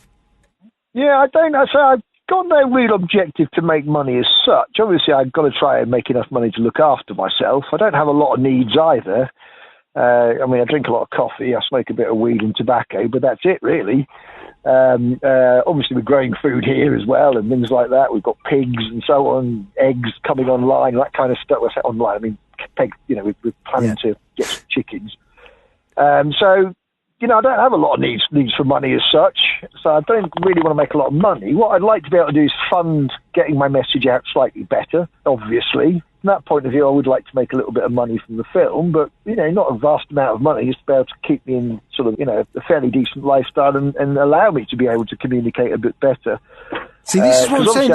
This is why you need the followers. You need ideally, here's what happens, David, right? You bump into someone who's a millionaire, right? And they're a bit, wacky, and they just give you all the money, right? And and that's not going to happen with me anymore. That's not the other side do stop my finances as well. I mean, it was a bit like when I worked for Neon Metal website when it was quite respectable. I was earning a little bit of money there, and they came and stopped that one because I wrote an article about Zionism. Right. That is a bit of a problem as well, the Zionism thing, and I'm loath to get into it because we've discussed it every time I've ever spoken to you or interviewed you anyway. But the Zionism thing, I mean, for people who don't know, and there's going to be a huge chunk of people who don't know this, David, Zionism, broadly speaking, is a patriotic belief in Israel, right? The idea that the Jewish people should have a homeland and that's where it should be. That's what Zionism is in a nutshell. Most people don't even know that. If you mention Zionism, they don't actually know what you're talking about. So regardless of whether or not it's a conspiracy to not talk about it, it limits your message just because people they're not interested in that. It's not, but you're misunderstanding it. If they're not interested in my message, they've got a problem because the only thing I'm teaching is love. If you're not capable of love, you're actually not capable of living at true human consciousness because love is what separates us from the animals. So when you say to people they're not interested in me talking about love your neighbour as you love yourself, in one sense I say, well, good, it's their loss, it's their karma. I reckon that we've got about 3 years. In the Bible, Christ says, not even I know the appointed hour. But I've worked my way through the Bible and various other things, and not just the Bible, I've looked at the Chinese version of the prophecy as well. And I've come to the conclusion that it appears the very end date of the end times is around about August 2021. So really? About 3 years. Okay, because the thing is now I don't know. I can't remember off the top of my head whether you bought into the 2012 thing, right? I think you might have done if memory serves, or maybe not. I don't know. You could clarify on that more clearly. But you have made predictions before, one of which that there were going to be no children were going to be born, and I think it was around 2010 that you said that. Obviously, that didn't transpire. Dealt with this one. Yeah, but what I'm saying is 2021. That's 3 years from now. Why don't you knock it back a bit further? What if we're still here in 2025? No, this is the date I've got from, say, my calculations worked out on the Bible and everything else. I could go through those calculations, but it'd probably just bore people. But that's where I've arrived at, bearing in mind that obviously I wrote a lot of the Bible in previous lives, so I'm going back to solving clues I actually kind of set for myself, so that makes it slightly easier in one sense to have a bit more insight from other people. And it's actually in August that you've calculated as well, so it's almost 3 years to the dot that we've got left. Yeah. So the date I have been given was it's at some point between the 1st and the 22nd of August. That's what I've got at the moment. In 2021. Right. 2021. So does Trump just be clear about that no birth thing, the no new human birth thing? I've explained this before. When I said it, I said to people, I'm saying this to people, I've been told to say this by God to people, and I've been told to believe this is true. Now, obviously that didn't happen at the time, but my subsequent research has shown this was when they launched the anti-HPV vaccine, which appears to have a sterilising agent in it. So although I didn't quite get the message right, what I should have been hearing was that we know birth to a lot of the women being born at the moment because they're being sterilised, basically. Right. So there was an explanation for that message that I didn't get totally right. I didn't hear the message from God right. I admit that. But the point was that it wasn't so left field as you might think it is. There was a message that God was genuinely trying to get to me that I slightly misunderstood. This is the early days of being Jesus. We all make mistakes in the early days. That's partly why I've been going through this process to make sure I don't make mistakes like that again. And I do hear the voice of God clearly. Okay, all right. And I'd say that, again, I've got a lot more, over the last 20 years, I've got it right about Libya, about Iraq, about Syria, about all these things. I've always been right and they've always been wrong, you know. Right. Well, yeah, I mean, you know, I'm not sold on the holographic planes thing, but the Libya stuff, yeah, I mean, you know, who knows? There's a lot of it. I mean, all I think, Dave, is that you're not the sort of person you can just dismiss. That's what I would say. I'd say that it's worth listening to what you've got to say, because there's fruit in there of a description, and I enjoy the conversations that I have with you. And what I want to do also is I want to ask you, so as we move forward, we've got 3 years left. You're clearly still very much on the Jesus trail. Are you still dressing up as? Do you still have your alter ego? I do, but unfortunately, I lost my stuff a while back, and my situation financially has not been good, and I just don't really sort of get into the situation where I can buy women's clothing and stuff. So I haven't been Dolores for. We've got to set up a GoFundMe for this. Come on, a GoFundMe for David Shayler's female clothing. I think that's got to. Because what's the name of the? You have an alter ego. What's her name? I got it wrong when I was talking to you before. Dolores Kane. That's right, Dolores Kane. And that's something that you've been doing. What, when you joined the intelligence services, were you transvestite? Yeah, I mean, I've been dressing up in women's clothing virtually all my life, although it did take off in the intelligence services, but only because I was going out with Annie, and I told her about it, and then it became part of our lives, so that's how it took off then. Mm-hmm. And do you feel you're transgender? These labels and things like that kind of do me in. I mean, I talk about being a tranny, basically. That's what I call myself, and that seems to be quite adequate. Somebody the other day was saying I shouldn't say that for PC reasons. And I said, what do you mean? I'm going to offend myself for my... Yeah, I don't think David Shayler's PC. Yeah, there's one thing you'll never be, mate, is PC. So Exactly. That's what I mean. But I call myself a tranny. I mean, you know, and again, it's one of these things that's been taken by the other side and completely distorted with all these new pronouns and all that crazy stuff.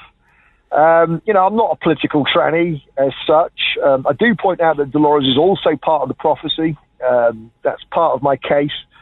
In fact, the Dolores strokes are predicted. And in my novel, the heroine was also called Dolores Kane. I published my novel, The Organisation, available on Amazon, by the way, but there's a scene that was published on the Guardian's website from a 500-page novel. So they could have chosen any scene, but they chose that one. And it's the one with the Dolores stroking that's predicted by the prophecy. Okay, yeah. So it's another part of you, but are you comfortable as a man? Do you feel you're a man? Oh, God, yeah, no. I mean, it's quite funny because in the documentary, this guy asked me, he said, do you wish you were born a woman? And I said, let's put it like this. I've never been so grateful to God for anything as to be born as a man. You've never been so grateful to God for anything than you have your penis. yeah, exactly, yeah. And I literally could not imagine any circumstances in which I'm going to cut my penis off. The very thought of it, just even like thinking about it then, makes me wince, basically. Your favourite toy. So I have nothing like that at all, obviously. What I would say in my case is that, you know, if you're more advanced on the soul journey, you identify less with the kind of human stereotypes or human types. You got to go beyond that. So you're not just, you know, being just male or female is kind of an animal thing in a way. You bring an animal part to it. But your consciousness obviously can embrace more than one gender. That's the point. And if you're further down the journey, you're likely to be experimental like that and so on. You know, you're much more, you know, having the faith of the backing of God means you're more likely to experiment with drugs or dressing up in women's clothing and things like that because you've got the sense of personality to do it. And a lot of people would think about doing those things but not do them because they'd be scared of what people would think if they were found out or whatever, you know, they lose their job or whatever. Well, I don't know about it. I mean, it's funny you should say that because another character who's recent on the scene, who I want to get you to comment on, I don't know if this will go anywhere or not, is Jordan Peterson. Now, he's, for people who don't know, he's a public intellectual and he's been giving a lot of talks around the world and he's started to gain a big following. And crucially to this line of inquiry with you, he's a Christian. Well, yeah, he's a Christian. And he doesn't say that he believes in God, but he speaks about God in psychological terms. But he doesn't deny that he believes in God either. And he certainly wouldn't say that someone who believes in God does drugs and things like that. I mean, he preaches a very kind of conservative with a small c message, really, as regards behaviour. Well, I've looked at his stuff. Obviously, he does a lot of research into things like gender roles and so on. But my stuff, people say, I see the argument with somebody the other day when they're saying, why do you talk about this Christian stuff? I say, I don't talk about it because it's Christian stuff. I came at this from the opposite angle and came back into it and realised that the true God is called Jesus. But I have absolutely nothing to do with the church. And I find the Catholic Church abhorrent. I find the Church of England abhorrent. Even the church I was baptised into, the Methodist Church, has now joined up with the Church of England, so it has none of its unique resonance anymore. So I'm not part of any of that Christianity at all, but that doesn't exclude me from using the Bible and understanding the Bible and using that to illustrate spiritual teaching and so on.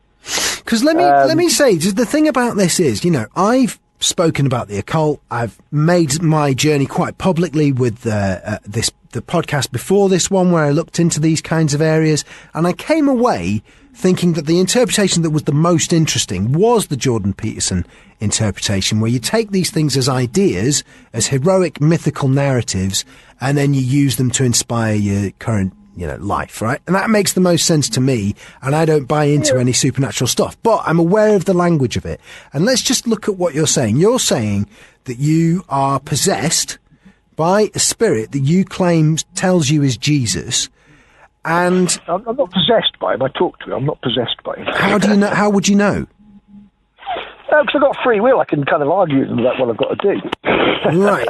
And you say that. I don't Wait a minute. You say you could argue with him, but you've also, in this conversation, suggested that maybe you got it wrong with the 2010 thing. You didn't quite clearly articulate his message. So if you do argue with him, he's going to make you look like a dick, is my impression. And I'm wondering, have you considered the possibility, and remember, I don't believe in this stuff, but I'm literate in it. Have you considered the possibility that some sort of god/demon has possessed you?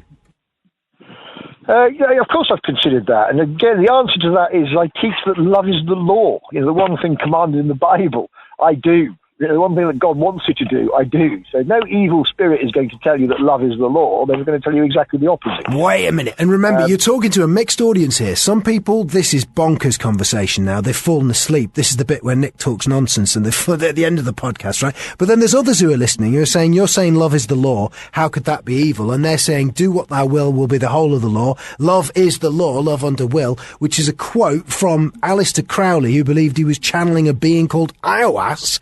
And many people describe him as the wickedest man in the world and a Satanist, really. So love is the law is not actually as clean as you say in that phrase, is it? Yeah, it is. I mean, when he says do as thou wilt is the whole of the law, we've got to understand that we're talking about as God wilt, not as you wilt. It's not the law is not do as you please. The law is love your neighbour as you love yourself. So within that, there's the idea that you show consideration to others, respect for their rights, and so on. That becomes innate from that principle. And interestingly, it doesn't mention God. Love your neighbour as you love yourself. Doesn't even mention God. So wait a minute. You're not addressing the point. What I'm saying is there's a famous occultist called Aleister Crowley, who a lot of people claim was the wickedest man in the world, right? And he seems to have been a bit of a dodgy character. There's no doubt about that. Even his fans say that.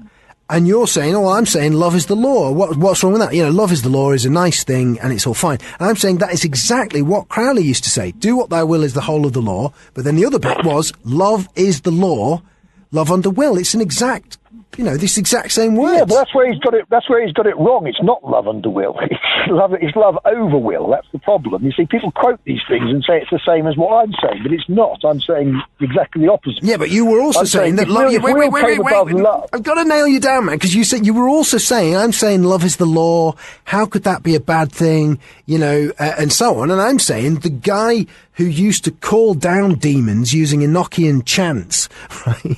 Who, if anyone was possessed by a demon, if you believe that stuff, surely Crowley was possessed a couple of times, no? Right? And he used to say love is the law.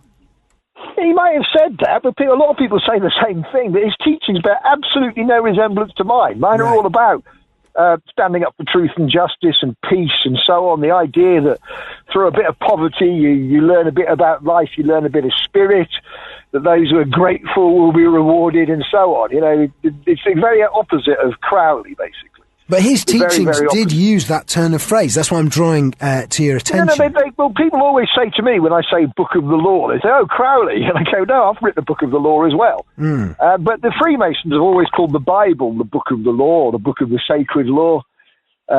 So, it communicates with a different audience. But I say, people have got to read what I actually say, to realise that it's nothing like Crowley. It's completely the opposite of Crowley. Wouldn't part of being possessed by, and remember, I'm not saying I believe this stuff, I'm just playing a thought experiment here, but wouldn't part of you being possessed by a malevolent demon involve you being misled in the way that you might be being misled now? No, I say, because I'm teaching love, I'm teaching respect for other people's rights and so on. I'm teaching you how you can get out of the mortgage, how you can take back land and grow food for yourself, how you can grow hemp and use cannabis as medicine. These are all things that the other side, the elite, hate, the dark side hate. Anybody who knows anything about the dark side will know that they hate cannabis because it helps you see the light, basically. So there's no question that what I'm being told is coming from a dark entity. And again, I wouldn't feel so happy in life if I was being possessed by a dark entity. It would cause all sorts of problems for me. It would manifest as what people would call mental illness and so on. Anybody who talks to me knows that I'm completely sane.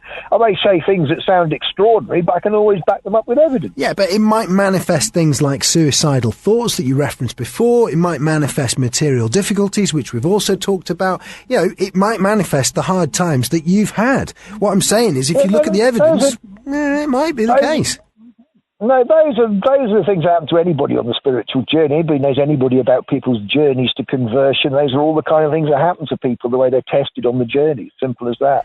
And I say, the journey to possession, David. Hang on, the journey. As well. You say the journey to conversion. You say the journey to conversion, but I mean, you kind of people are all into this stuff, and then you find Jesus or whatever God it is. And I must say, like I say, I'm not saying I believe in this stuff, but I'm literate in it. And you think, well, how would you know? I don't get, you're just saying you've got faith, isn't it? That's it. The problem is, if you've never talked to God, you don't understand God. But when you've talked to God, you know what a malevolent force is, if you see what I mean. He's got nothing to say to me. I mean, a lot of this stuff will sound crazy to people who don't do any of this, but once you get into meditation and you clear the mind and things like that, you're getting a clear channel. That's the problem with a lot of people, is they don't clear the mind. The process of meditation should take place every day. You should try and clear your mind every day. And what I say is the mind is like the static. You clear the static, and then you'll get the message from God. You might not even hear it as words. You'll just suddenly know what you need to do next. And, of course, because you're doing it with the say-so of God, the whole of creation comes on side with you. I mean, I'd look at it the other way around and say, actually, the number of attempts they've had on my life, given the nature of them and how it will be very likely for me to have died in any of them, that's evidence that clearly God wanted me to stay alive for a mission. Or like I say, I mean, if you sit there meditating and saying, okay, guide me, spiritual voice, right, then I'm assuming that if you believe that there are things like, do you believe in demons and all that kind of stuff? I think you do, right? And you believe that you can be possessed by malevolent forces, right? Surely? No, well, obviously, I'd say I've examined this stuff. Obviously, with my stuff about EEGs, I've examined it from just about every bloody angle with a lot more imagination than other people have. Yeah. And I say there's good reasons to think that this is, that I know the difference between the voice of God and something being beamed into my head. Yeah. That the message I teach is one of actual pure love, respect for rights, respect for law. That's completely different from Crowley's version of the Book of the Law, by the way. Yeah. And also the fact that I say I can put my hand on documents saying, they've quite obviously got my name in.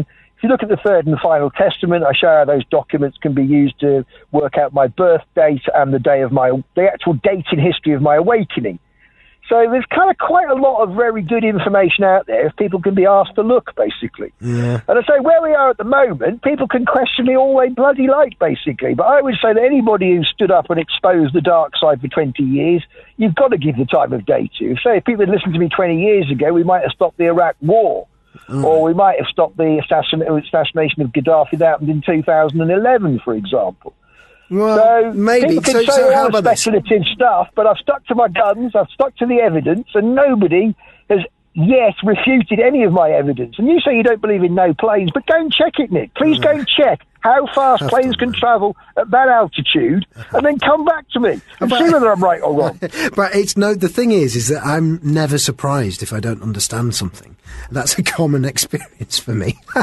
So when I look into things like 9/11 and any conspiracy theory, I always come away with a load of questions. But that's true for any news story that I ever look at. I always come away with a load of questions. It's the nature of my existence to be confused by the world. But let me just give you for the final few minutes here, because I know you pushed for time and so on. So I just want to get, in a nutshell, the people who are listening right now, who do believe you, maybe people who don't believe you but think you've got something interesting to say.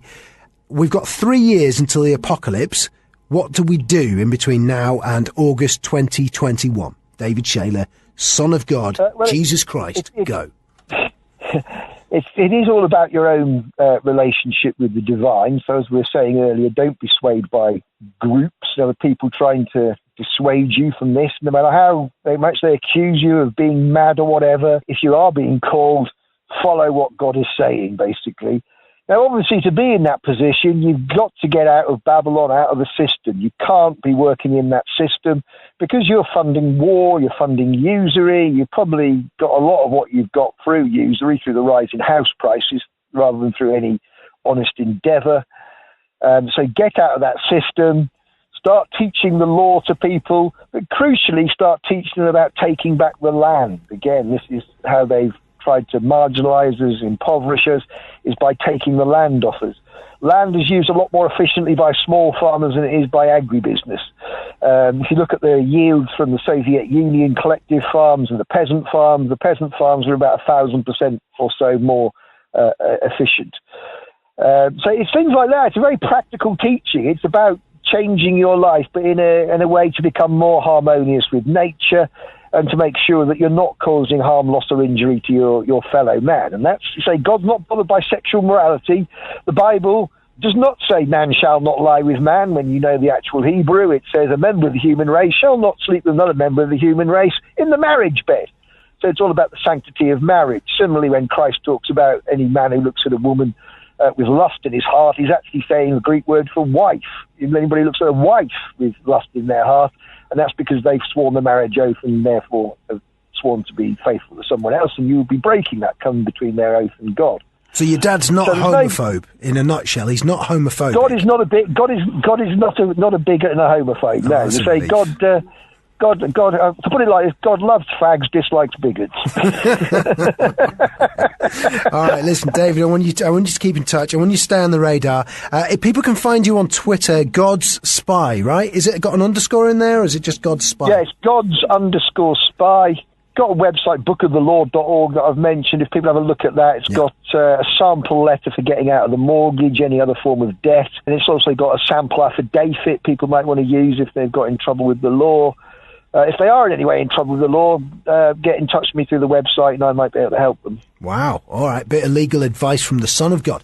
Listen, David, thank you very much for joining us on the show. I wish you the best. I look forward to this film. I hope it's, successful and a big release, because I think you're an interesting chap, as you know, and I enjoy talking to you, even though obviously we don't see the world in exactly the same way. Thanks for being with us, man.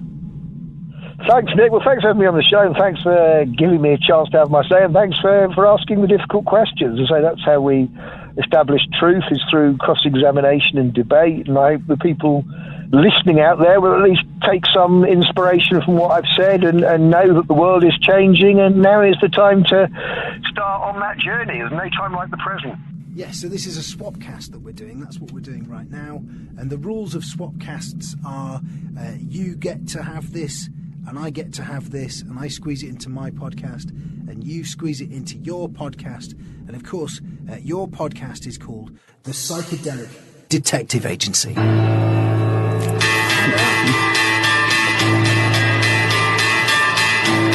And you have to reveal yourselves now to your listeners. I mean, this is your podcast. Oh, hello everybody. Hello. I'm Phil, otherwise known as Doc. I'm Bert, also known as Mr. Reindeer. And you are the Psychedelic Detectives. We are the Psychedelic Detective Agency, yes. And this is an unusual version because this is a swapcast. Yeah. And I'm Nick Margerrison, and I do my own little podcast, and this is going to be part of that. And I'm now on the Psychedelic Detective Agency. Yeah, you are. It's exciting for me. Well, this is insane because this is an actual studio, and usually we record in my living room in Hackney with my phone. That's it. It's bare bones, you know. It's like going into the boxing ring with no shoes and socks. It's like, it's unedited, full thing. If we screw up, we screw up. So this is a real pleasure to do a proper thing. It's great. I've never done this before, so it's pretty astounding. But it's really cool. And what I like about your podcast also is you have noises in the background. Yeah, all sorts. Cars driving past, trains, sirens, seagulls, all of it. It was born out of necessity, really, because we didn't know what we were doing, but we wanted to do something, and we were just hanging around and getting high every week and talking about life, the universe, and everything. And one day we were just like, let's just turn the mic on and see what happens. Yes. And it's been two years next week since we started, and we're getting better incrementally as we go along, but it's still pretty rough and ready. But people seem to like that. It's a good listen, man. I've heard it. I like it. Thanks very much. Thanks very much. I've included an excerpt on it on there. Yeah, that was really appreciated. Yeah. Cool. Yeah, I like it. Yeah. Well, I mean, should we just get down to business, Nick? Is that all right with you? I didn't know that was the plan.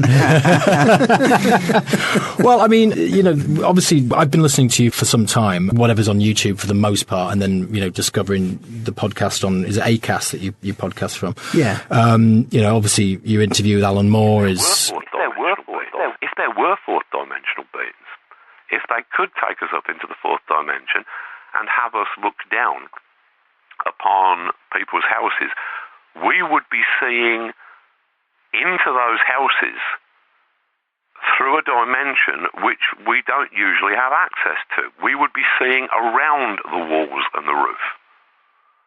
In fact, I've done quite a lot of research upon the fourth dimension.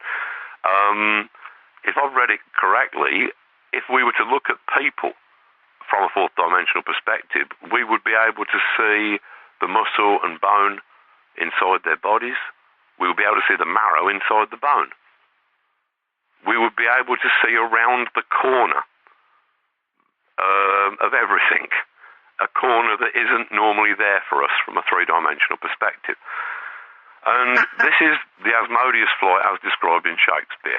And that seemed to fit in with this mathematically superior, extra-dimensional entity that in my wild, delusory, hallucinatory fantasy, I had imagined that I had talked to. Hallucinatory fantasy. Like I've said before, legendary. Your interview with John Higgs, I think, was the first thing that I heard you do, which was great. He started hearing voices in his head, and the voices seemed to be from aliens from the vicinity of Sirius. And a lot of people in the 70s had similar sort of things. Philip K. Dick had similar sort of things. Timothy Leary had similar sort of things. But Robert Anton Wilson thought, hey, hang on, I recognize this. This is one of those self-referential reality tunnels like Catholicism and communism. And so he made sure he didn't believe the bugger. He was sort of refused to believe that it was actually aliens from Sirius, and started looking for other explanations. I think he went to a psychic, this being California in the 70s, and they said, no, it's not aliens from Sirius. It's an ancient Irish bard speaking to you. And, that seemed to him just as plausible as aliens. And another psychic said, no, it's an ancient Chinese philosopher that you're channeling.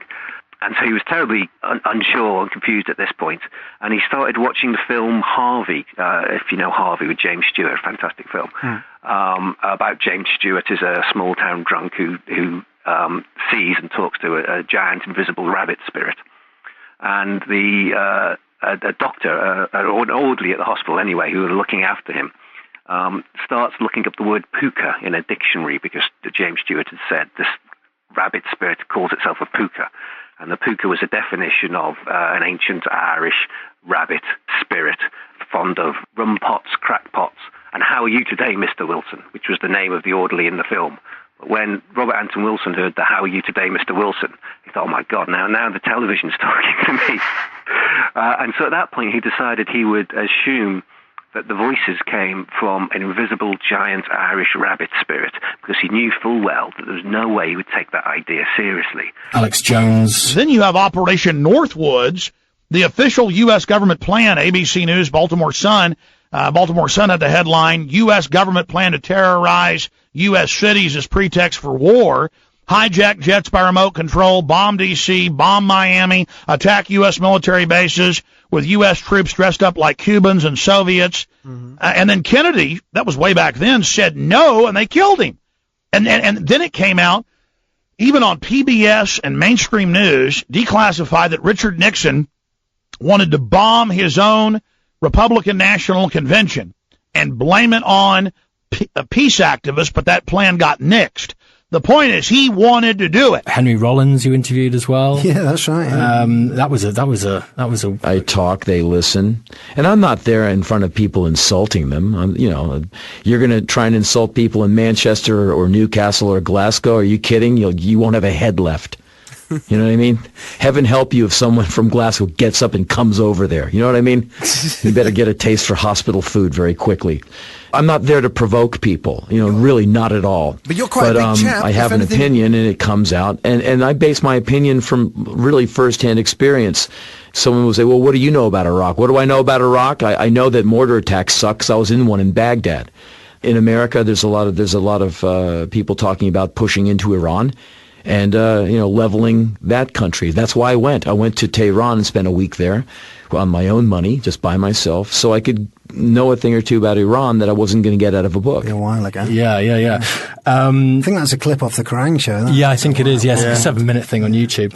And so we've been interested in for a while in just your opinion. And what I find really interesting about you is that, well, first off, you're a proud Brexiteer, if that's the word for it. Yeah. I wonder if I am proud of that. Okay. I don't know. Why's that? I am a Brexiteer. I don't know if I'm proud of it or not. The thing is when you do things on social media and you talk about it on social media, it does imply that you're proud of it, doesn't it? Yeah, it does. I suppose. Yeah. I don't know. I don't know if I'm proud of it. I am a Brexiteer. Yeah, right. We can get into that if you want. Yeah, definitely. I mean, because you take a fair amount of stick for it, but with a smile and a wink. But it seems like that you don't seem to get offended or upset by people who are having a go at you. Yeah. And I just. Where did that come? I mean, I know you have a dislike for politicians, right? And is that where it was from? Yeah. Was kind of put a bullet in the head of the democracy. Yes, all of those things. It is that. Well, let me give you the background then. Sure. That, right. So the way it kind of worked is that what happened is I got into politics because I was doing a talk show, and I was doing it in Sheffield on a radio station called Hallam FM. Mm-hmm. I didn't have a clue how to do it, and my idols, my heroes, were kind of American radio presenters. So I was into a guy called Howard Stern. I guess you've heard of him. Yeah. He's famous nowadays. And there are lots of other characters like that who were around. I liked all that kind of stuff. Art Bell? Yeah, love Art Bell. Yep, brilliant. Yep. Is he no longer with us? Yeah, he passed away a couple of months ago. It was recent, wasn't it? Yeah, I thought he died a few years back, but no, he was going right through to the end. Yeah, but he was great, was Art Bell. Coast to coast. Awesome. Yeah. Brilliant show. So I was coming at talk radio, not sure how to do it, off the back of doing a music radio career and being kind of a cheap version of Chris Moyles, I guess, really. You can imagine such a thing, yeah. Even cheaper. And, wow. Yeah, and so I was doing that because I like doing content, and then I get into doing a talk show, and then when I get into doing a talk show, I have to have opinions on politics suddenly because it's news and current affairs, and that's how we did it. And as part of that, you open the phone lines, and what happens is people ring in, and they tell you what would have been called conspiracy theories back then, but for this explanation are better described as counter-narratives. So loads of people ring in and they give you an opposing narrative to the main story that you're telling, which is generally from the papers. This has happened, that's happened, here's why, here's what I think. And then they ring in and they say, oh no, it's not that. Actually, it's because the world's run by the intelligence services and, a weird occult group called the Illuminati. No. And you think, oh, that's mental. And then after you've heard it about 30 or 40 times, I liked what happened to Robert Anton Wilson. He was working the letters page for Rolling Stone magazine, gets loads of letters. You start thinking, hang on, there's a consistency to these counter-narratives, to these alternative points of view. And at that point, I started getting deeply into, probably unbeknown to my listeners at Hallam, I got deeply into InfoWars, David Icke. I was already reading David Icke by that point, probably, but InfoWars, David Icke, Paul Joseph Watson, actually, he's local to that area, and he used to do a website as well. Right, so he's been around for a while then, because I've only really known about him in the last couple of years when he's kind of gained notoriety, He used to write. So he was a writer. So he would write all the InfoWars stuff back when it was done in Alex Jones's bedroom, literally, from what I can work out. Yeah. And So at that point, I started getting into these conspiracies and counter-narratives. And the conspiracy for the uninitiated listeners amongst us was that the world is not as it seems. We don't live in a democracy. In fact, we live in a world that is controlled by the Illuminati, right? Who are a collection of business people who have a weird interest in the occult. And what they want to do is they want to refashion our liberal democracies that we have into a global tyrannical fascist state, a one world government, a new world order. Yeah. Right. And now the way my brain works, and I would contend the way most people's brains work, if it is working your brain, is you take these things on board, but doesn't mean you just believe that. Means that's one possible option. Right, yeah. Keep an eye on it. Yeah. So when it comes to analysing news and current affairs, you have a number of different tools in your, in your kit there. And one of them is the conspiracy narrative. And what I've found over the years, and I've been doing radio in one form or another for about 20 years, is that the conspiracy narrative didn't get knocked down as quickly as maybe the Marxist narrative or do you know what I mean? Or as the right-wing narrative or the patriotic narrative, whatever it is. So weapons of mass destruction, the patriotic narrative there was we're spreading peace, freedom and democracy and we're trying to make the world a safer place. Right, great. And that was great on Hallam FM or whatever station it was at the time. I would have bought that, understood that. I would have questioned it, but it would have been on the table as a possibility. Sure. No one has that on the table anymore now. That's gone. That narrative that weapons of mass destruction are in Iraq, no one's looking for them. No. No one, everyone thinks that was just about, meaning that the conspiracy narrative stands like a tree in the forest, whereas that one's been chopped down. So, fast forward to Brexit, right? It does tie together, right? Fast forward to Brexit. And what happens is, I start to think, well, if we are living in a world which is being driven towards global government, one of the things they'd really love would be the European Union.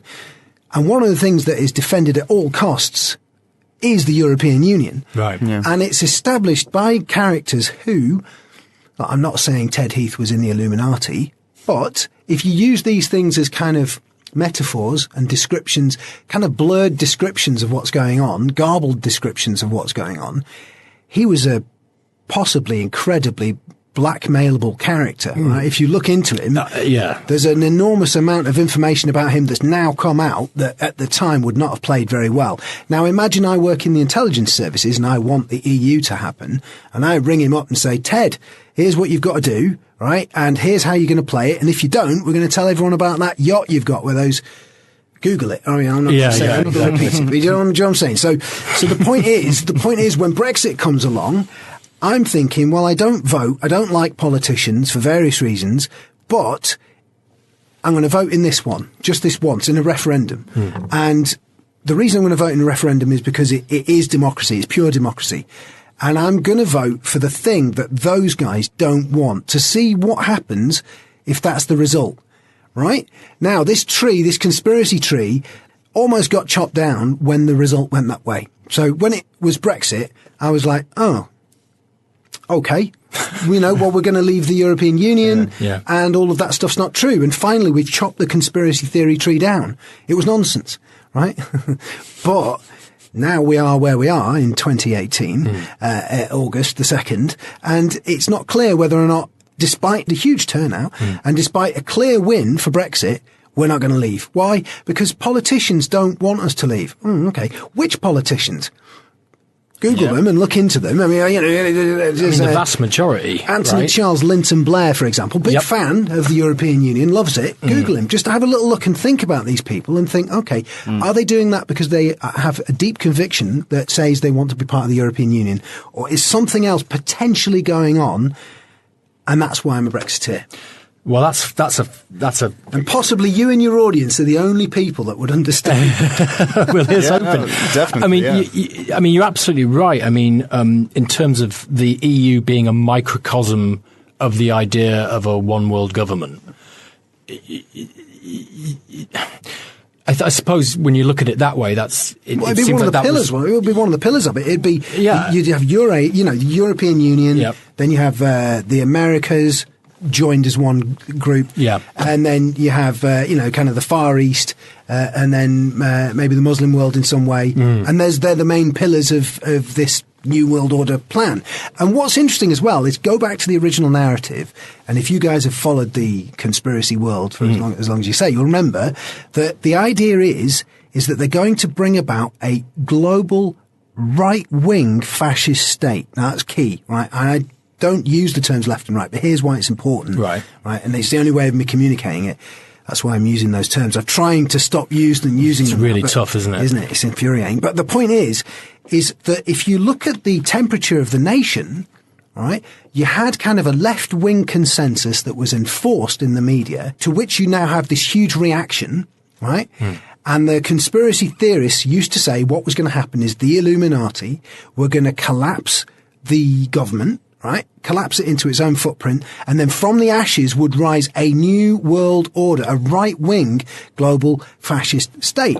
And what's happening? We're seeing the left collapse. We're seeing governments falling apart, not knowing what to do. And that's going to, well, I'm not saying it's going to, but if it did come down, it wouldn't surprise me if you had some sort of group that emerged, I don't know, maybe with a circle with a triangle in it, right? They pop up and they say, oh, we've got this great idea. It's called racism. It's brilliant. Do you know what I mean? And you think, well, oh, okay, right. And there's the global fascist state. There they are, funded and supported. They emerge from the ashes.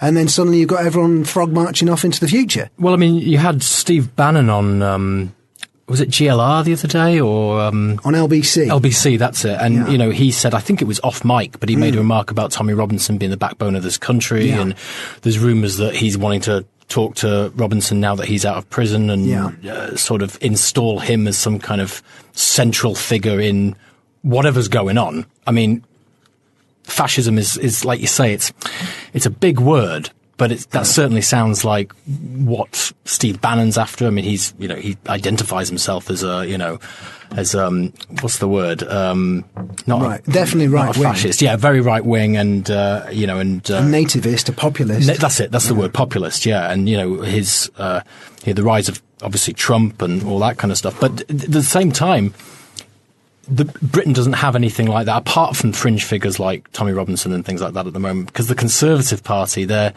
being led by someone who's a Remainer who doesn't want to leave, and they're in this kind of fugue state at the moment where nothing, there's not enough power play from the hard Brexit lot, and there's not enough power play from the people who want to remain. So we're in this kind of weird state at the moment where that foot has yet to come down. But I know what you mean. It does seem like that's where we're heading. Do you find that worrying? Yeah, of course. It's a concern. I mean, how do I explain this? I mean, I do know some of these characters, right? And I know them because I've worked in the media, and that's my background. And I produced a show. So the Cult of Nick falls off air. Yeah. I go away and I produce a show for a guy, John Gaunt, he was called, who's quite a right-wing character. And I was producing him, I was booking the guests and that kind of stuff. And some of them have moved quite neatly from the world of conspiracy theory into the world of right-wing politics, for want of a better term. And then others are just sort of, around that group. So I've met some of these characters that you're talking about. And Steve Bannon's an interesting one because he's clearly a man with a plan, and the people at Breitbart that work for him, some of them are clearly, a man with a plan type thing. And then Tommy Robinson himself, someone who I've interviewed, but I've never included on my actual personal podcast, but I have interviewed him, he's definitely an interesting character, but he's spoken about being contacted by the intelligence services. And I think he spoke about it in an interview I did with him, but he spoke about it multiple times. When he was in prison the first time round, someone came up to him and said, I work for MI5, not the furniture place, but the military intelligence 5, and we want you to unite the right, is what he was saying. So he was told that they wanted him to spy on a guy called Paul Golding, who was a member of a group called Britain's First. Yeah. And I don't think he's active anymore. He was put in jail, and then something went on, which I'm not clear about, and so he's not active anymore, I think. But anyway, they wanted Tommy Robinson to unite and spy on the right and unite them in this new form of the right wing. So that was the intent of the intelligence services. In other words, what I'm saying is, what you're saying was the intent, maybe the intent of Steve Bannon, actually by Tommy Robinson's testimony was the intent of someone who claimed to be working for the intelligence services. right? So does that seems to lend credence to the idea that that's, like you say, the rise of a fascist state built within the intelligence community and therefore the government? Maybe. Well, that's the interesting thing, isn't it? Yeah. The two are distinct. I mean, so if you look at history, and again, these are just points of view, so I'm not nailing my collars to this. No. You know, as new information comes along, I change my mind, and I wouldn't want to say this was definitive. We're playing the conspiracy game at the moment. yeah. Sure. Just in case anyone tries to quote me out of context. And we're all Discordians here, so Yeah, it's fine. Absolutely. But you know, when I've got my nice, I don't know, property show on ITV or whatever, I don't want people turning up saying, "Oh, he believes this." Yeah.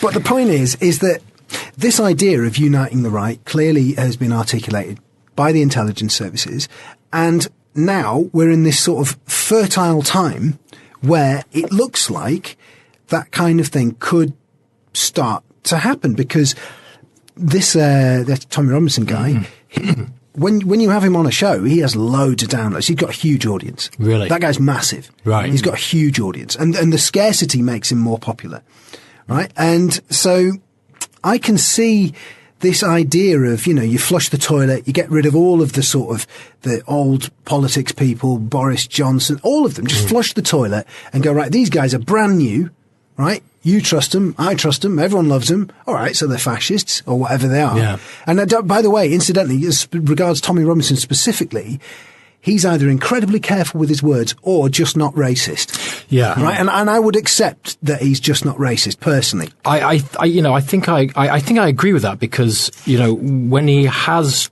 first and foremost, the people he's surrounding himself with at the moment, you know, the new YouTube darlings of, like, you know, Sargon of Akkad and Count Dankula, and, well, I mean, especially someone like Count Dankula, who, you know, seems to me to be about freedom of speech after what happened with him, you know, teaching his dog to do a Nazi salute and all that kind of stuff. So he's the YouTube guy who did the Nazi salute. The Nazi salute thing with the pug. And, you know, he, time and time again, he seems to be pretty wide-eyed innocent in a way, I think, and that he's all about freedom of speech. And then you get people like Sargon of Akkad, who's a little bit, I don't know about that guy. You know, when I first heard him, I thought I think I first heard him on Joe Rogan, actually. And I thought, this is an interesting guy. He's really articulate. He's quite funny, and he makes some really good points.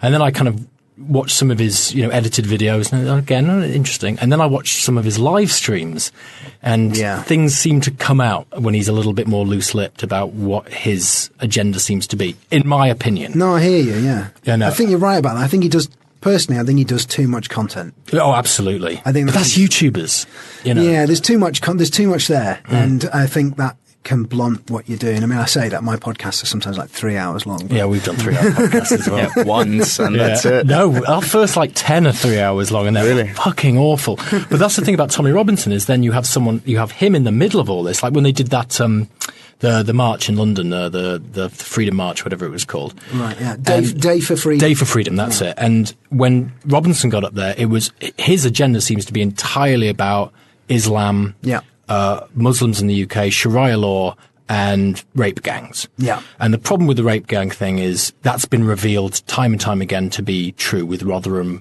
Rochdale, things like that.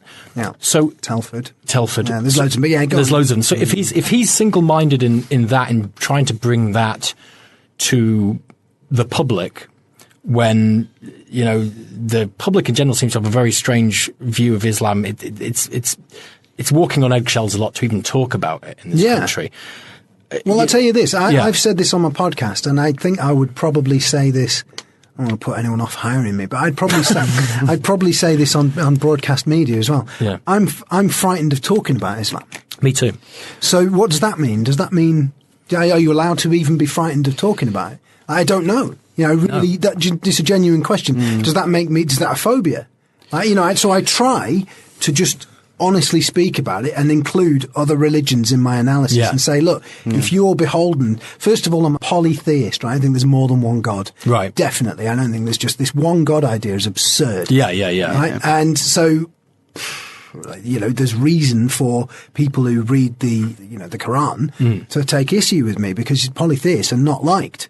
No, I mean, and it's clear, so what I am frightened of that. Sure. What do I do about that? I don't know. I mean, Alan Moore once said a really great thing about monotheism versus polytheism, and he said it's like a language. And so polytheism is, it's a well-articulated conversation, whereas monotheism is just a grunt. Yeah. It's not, there's nothing to it. I mean, religiously speaking, I was an atheist until about 3 or 4 years ago, and then due to some very strange things that happened to me, that kind of went out the window, and I started getting involved in magic and Discordia and all of that stuff. And when that wall of synchronicity hits you when you first start, reading Rob Anton Wilson or whatever, you can't say, you can't, nothing is real, everything is real.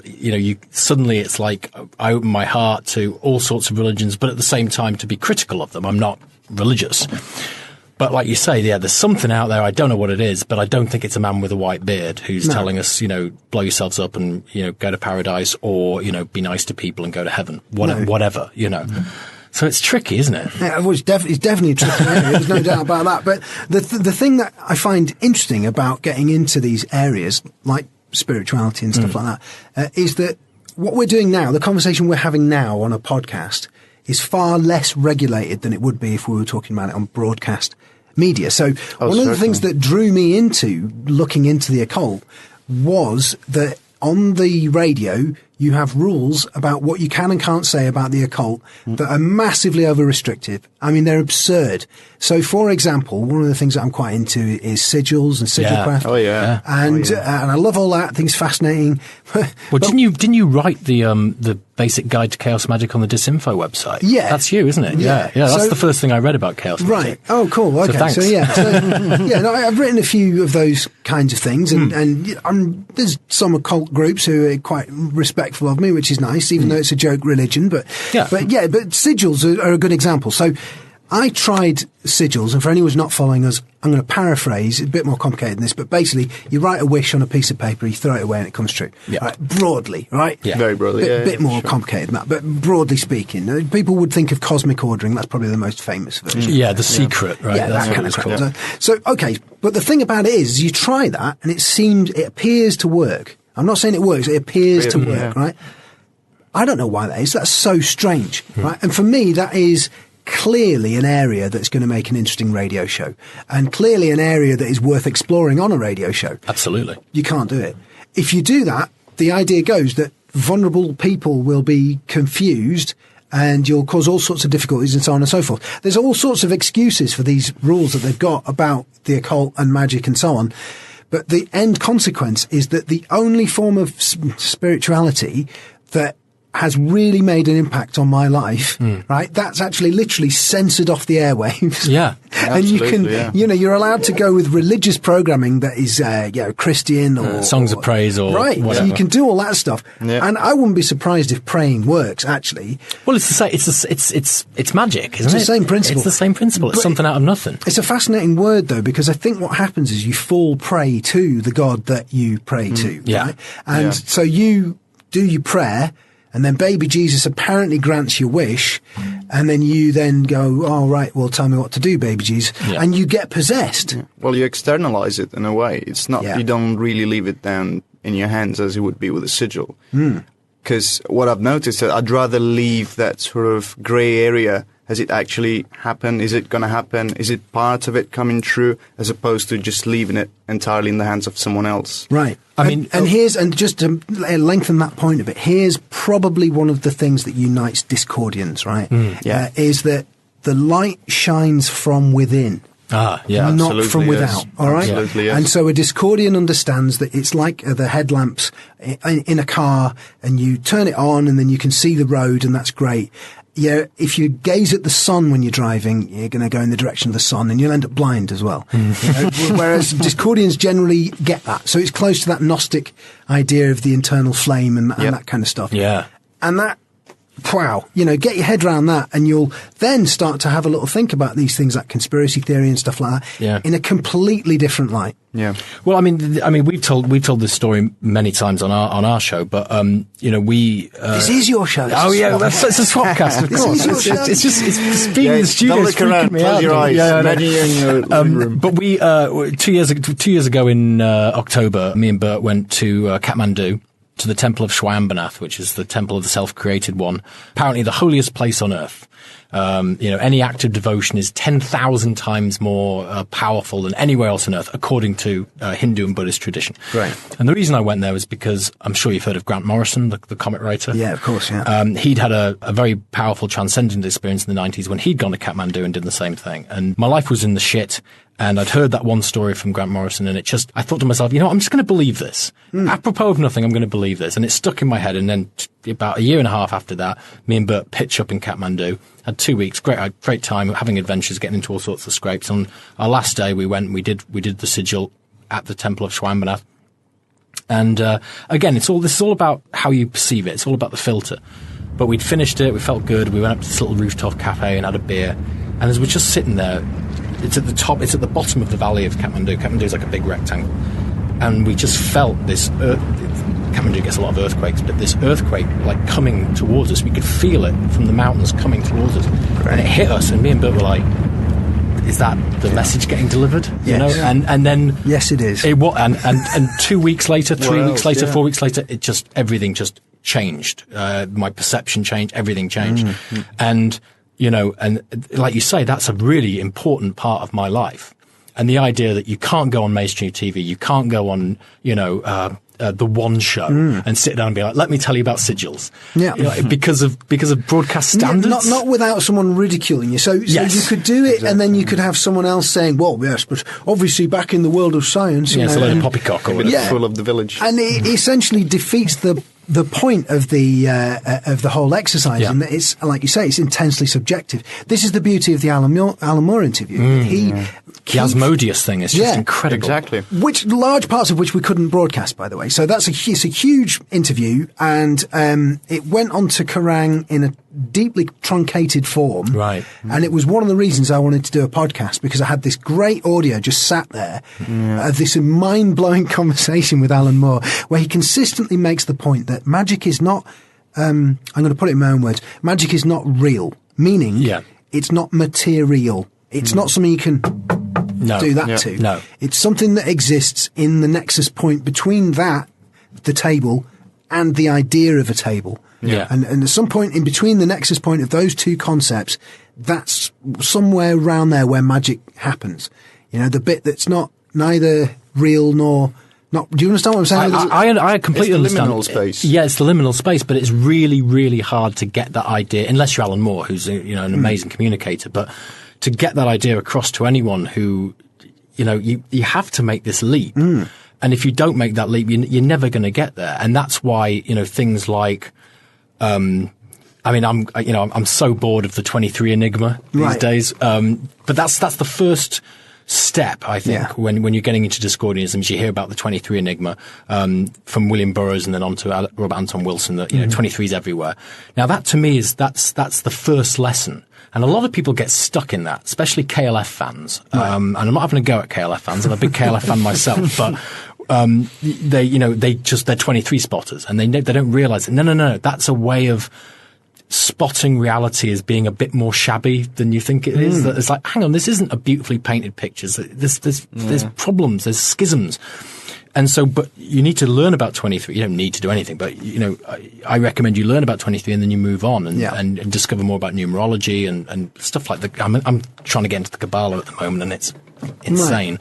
But that's the same sort of thing. It's the dissolution of reality and realizing that reality is not what it cracked up to be, Yeah, I mean, the 23 Enigma, I think what's interesting about that is that I was adhering to the 23 Enigma from the point at which I started advocating Discordianism. Yes. Which began on Kerrang Radio, I think maybe a bit before then, and I didn't know much about it. So I just I'd read a Wikipedia entry about it. I hadn't read Illuminatus. Okay. I'd read a little bit of Robert Anton Wilson and thought it was cool.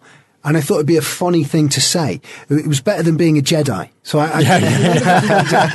so there's a joke religions came along. And I think it was the year 2000. It was when it was the census. Yeah, that's right. Yeah, that's when the Jedi thing happened. Yeah, and I put Discordian because I was like, well, I don't want to be like everyone else. And then I found this, or did it find me? Yeah, exactly. I found this thing, and I thought, right, okay, well, I'll say I'm a Discordian. And move from there. And then I started saying it on the radio, and that kind of became funny. And then I started noticing, and you can see this in my Wikipedia entry, the 23s started becoming apparent. Like when I got hired, when I got fired. I thought that was a joke that you'd edited the No, Wikipedia that's a real page. thing. That's real. Those dates are real. Well, but slightly with cooperation, though. So I think Karan cooperated with both me starting and leaving on the 23rd. Yeah. Then again, I discovered Discordianism in 2003, I think. I obviously didn't know that was part of it. You know? I don't know. It fits together. I mean, yeah, if you go on my Wikipedia, a lot of those things, some of them were deliberate, but a lot of them weren't. That was weird. And it is a coincidence. And confirmation bias plays in all of this. And none of us are blind to any of that, you know. So we don't need tweets from people going, oh, watch Darren Brown, he explains it. Yeah, no, we've seen that. Yeah. Right? But what we're talking about here is lived experience. If you do something, you get a result. So what I would say to skeptical people who are listening to us talking, if you want to go on this little journey and treat it as a thought experiment, and never, for God's sake, treat it too seriously as you go around the bend, but start looking for 23s. Because if you do that, you'll construct a narrative that explains why they pop up frequently. And one of the famous narratives is that that's the goddess talking to you. That's Eris, right? Yeah. No, I'm not sure. Yeah, no, you're right. That's Eris, not Discordia. But it's the goddess talking. Just, you know, there's two of them, right? You get that, right? So I think that's the right way around. I'd have to check that in my. But I think that's Eris talking to you, 23s, and then the number 5. 5's the other one. That's Discordia, and Discordia you don't want to mess with. Eris you will want to mess with, and the two fuse together, and that's a picture of the goddess in both the forms.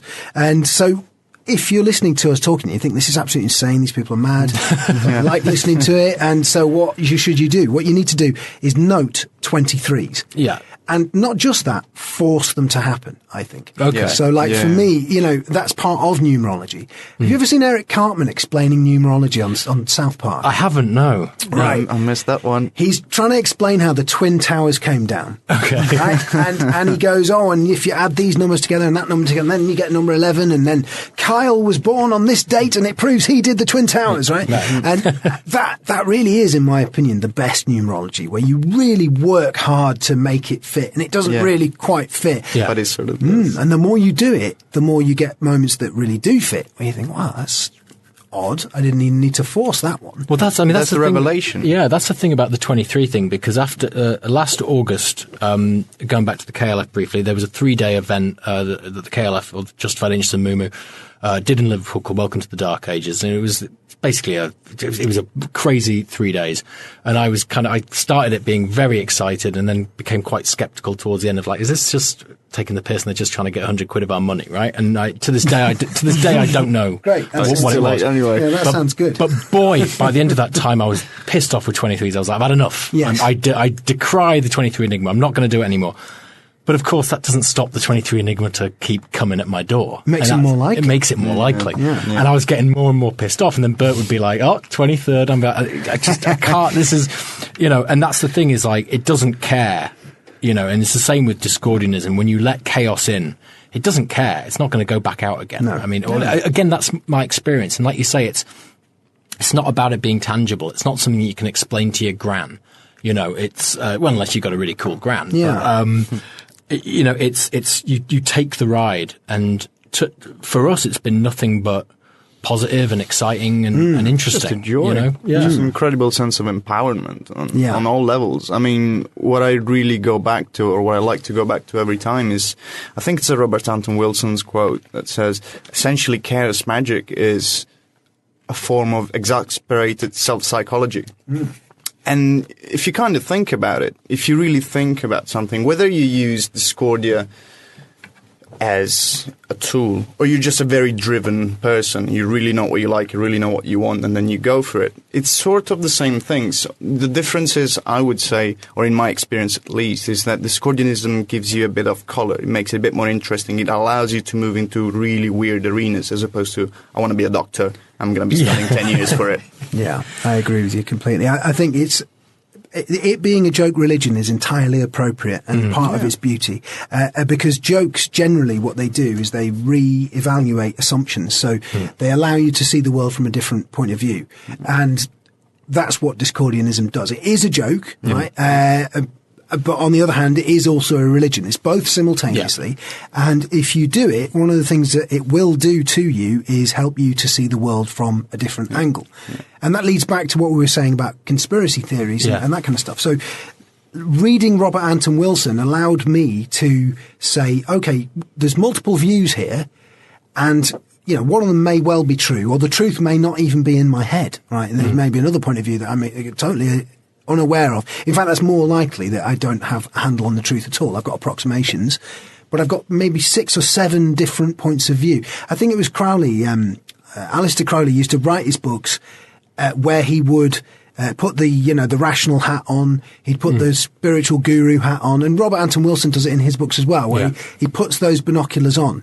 For me, that's the key thing, is that if you want to have a well-rounded, developed view of the world, try and put yourself into the head of someone who's a full-on lefty or a full-on right-winger, or, It stopped me from being afraid. Like, some of my friends and family, they're terrified of Trump, they're terrified of Brexit, they think it's all coming down. When you alter your worldview to that and conclude that reality is bullshit, and there's not really any death, it's not death is not the end, so to speak. You wake up in the morning a much happier person, because it doesn't matter. Trump doesn't matter. There are demagogues everywhere. But he'll go. And that's something about 9/11, actually, that I say to some people who are younger than me, if I may, is, they're terrified of Trump and all this. And I say, well, were you around during 9/11? The craziness of the Bush administration, of Abu Ghraib and Guantanamo Bay, and the madness of the torture. It felt like the end days there, like it was a religious crusade, the end of the world.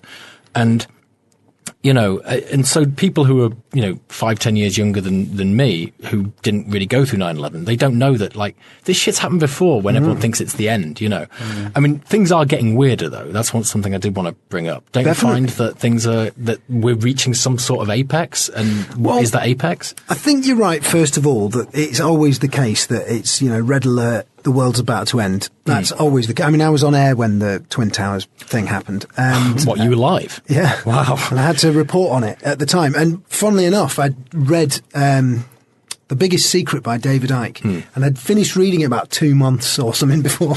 Right in there, not far before, I'd just finished reading it, and I was like, wow, what an interesting guy. And then 9/11 happens, and that was exactly the sort of thing he was saying was going to happen, to his credit. And so that means that he's got a certain bias when he looks into it, because he already assumes it's the work of this secretive, he believes it's shape-shifting lizards from the star system, Draco, are the ones that control what's going on. And if you're interested in David Icke, by the way, do read an occultist called Alice Bailey, who's enormously influential on him. And he never mentions her, really. He used to in the past, but Alice Bailey, and then, anyway. When was she around? Oh, a while ago now. Turn of the century. Yeah, right? she inspired the Theosophists. I was going to say she's to do with Theosophy and Block, but right, He's hugely influenced by her. That's interesting. In my opinion.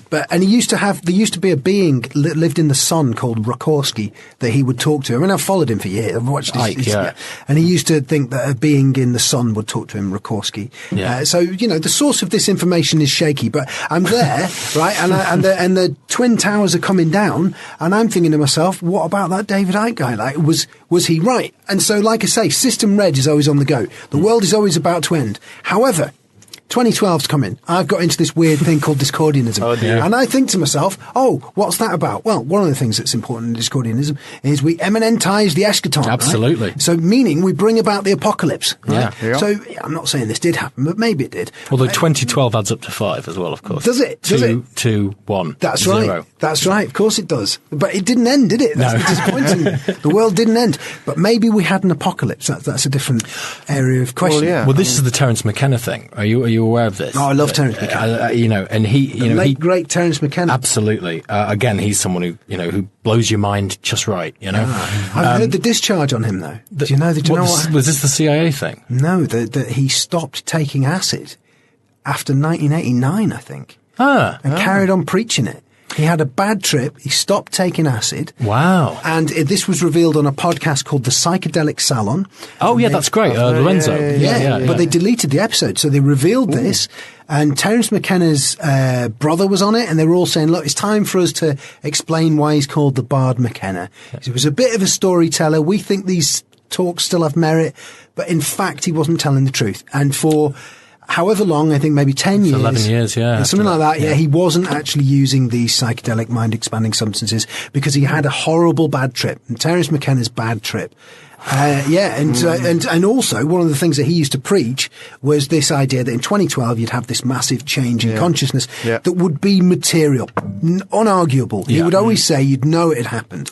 Yeah. But I love Terence McKenna, but I think maybe he was wrong about a few things. Well, if you look into apocalypse, what it means is revealing. It's revelation, yeah. And tell me, 2012, that we didn't live in revealing times. As WikiLeaks is coming out, and the rest of it, the CSA inquiry, the whole lot, Jimmy Savile. That's revealing. Savile was just when he talked. Well, the thing is, it's interesting because, we've talked about this. McKenna called it, the transcendental object of the end of time, the singularity, time wave zero. It's got many names.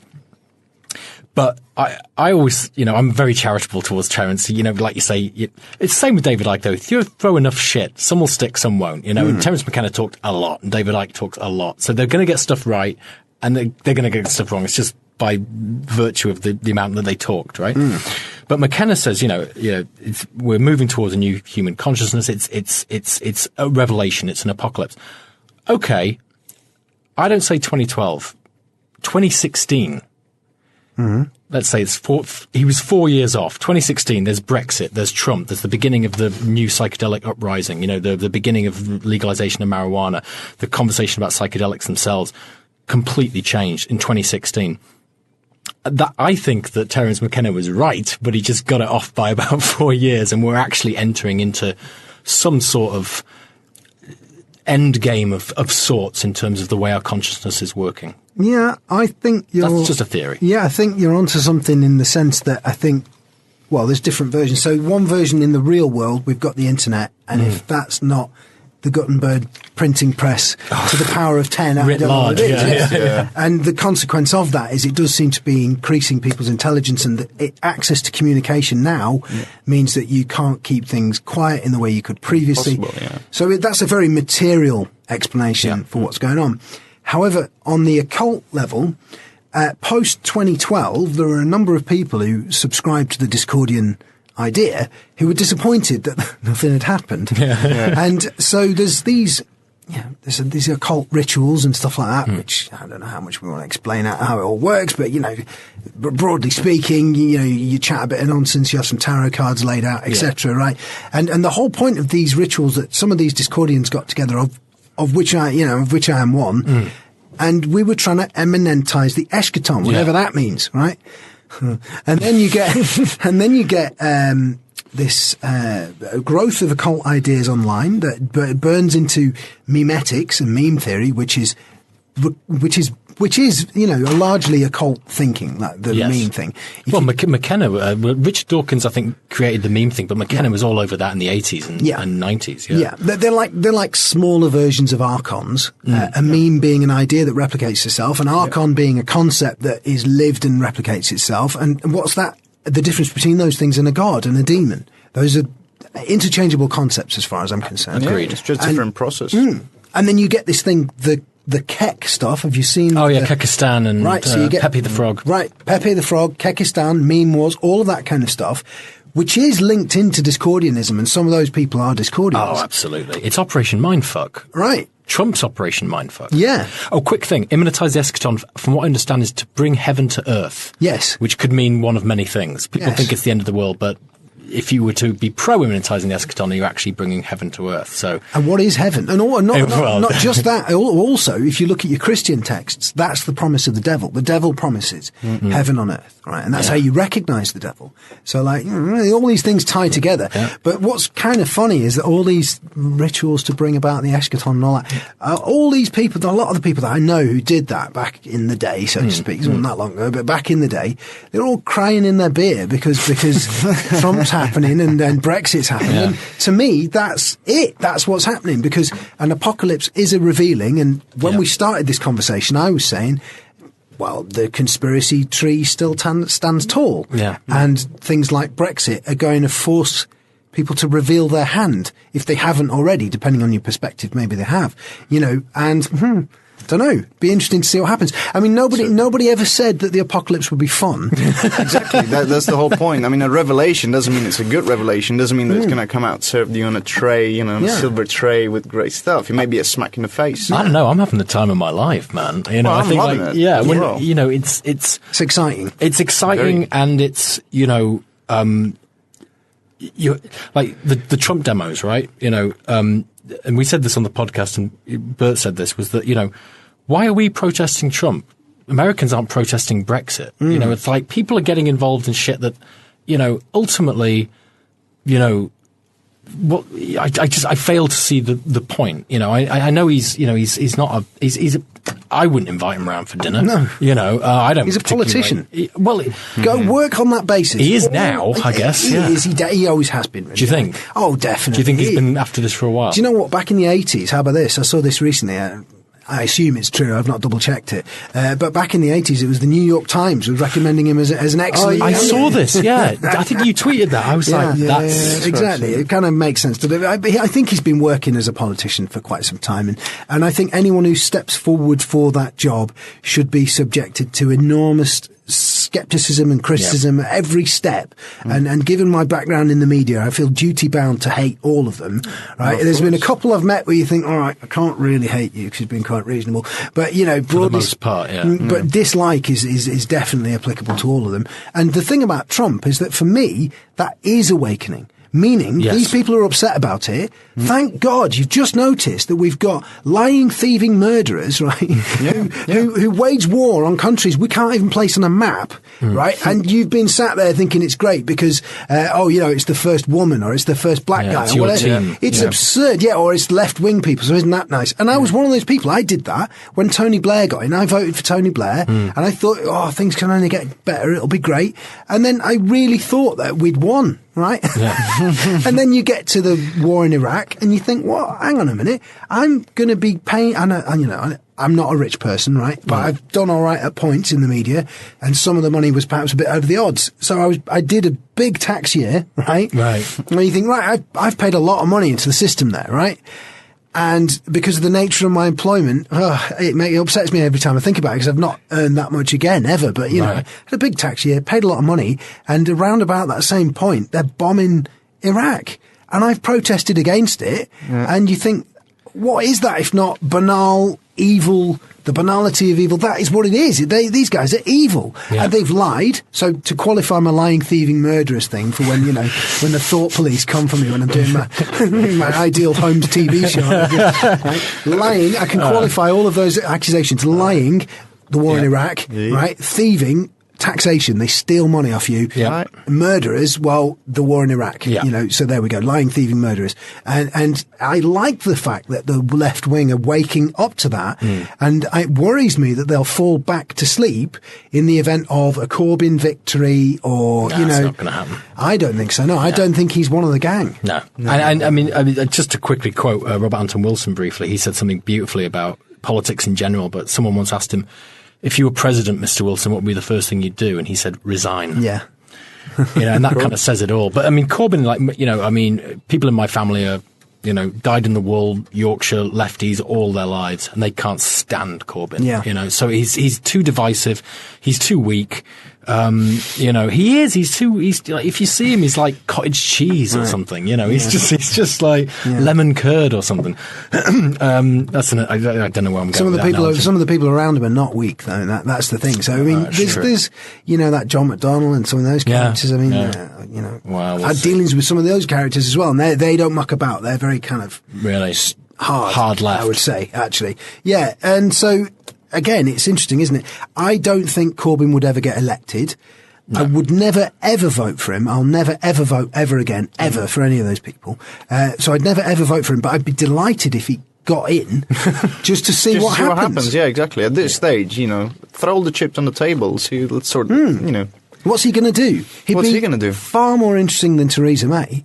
You know, I mean, Theresa May is absolutely completely a politician in every single. She's right out of the mould. Yeah. You know, her last job that she did was she handled the CSA inquiry, the child sexual abuse inquiry, which now is defunct and doesn't really work. And so after that, she becomes prime minister. So there's that context's her, right? And I think, you know, I think it would be interesting to see Corbyn in power just because he's not that kind of person. He's not come from that background.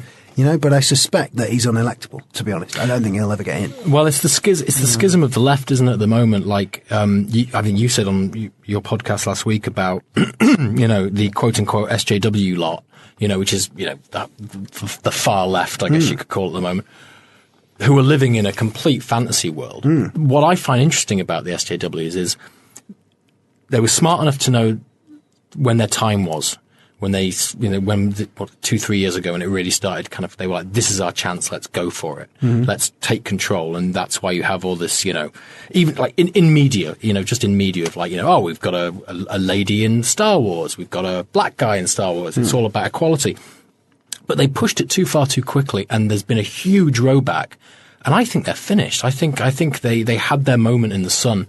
They've all been exposed as people who are just, they have an agenda and they move on. They don't care about really what they're doing. They just want to, you know, kind of shit through people's doors. It's badly disguised ideology, really. Yeah, nothing If you go deep enough. Yeah. You know, it's somebody else telling me how I should call them.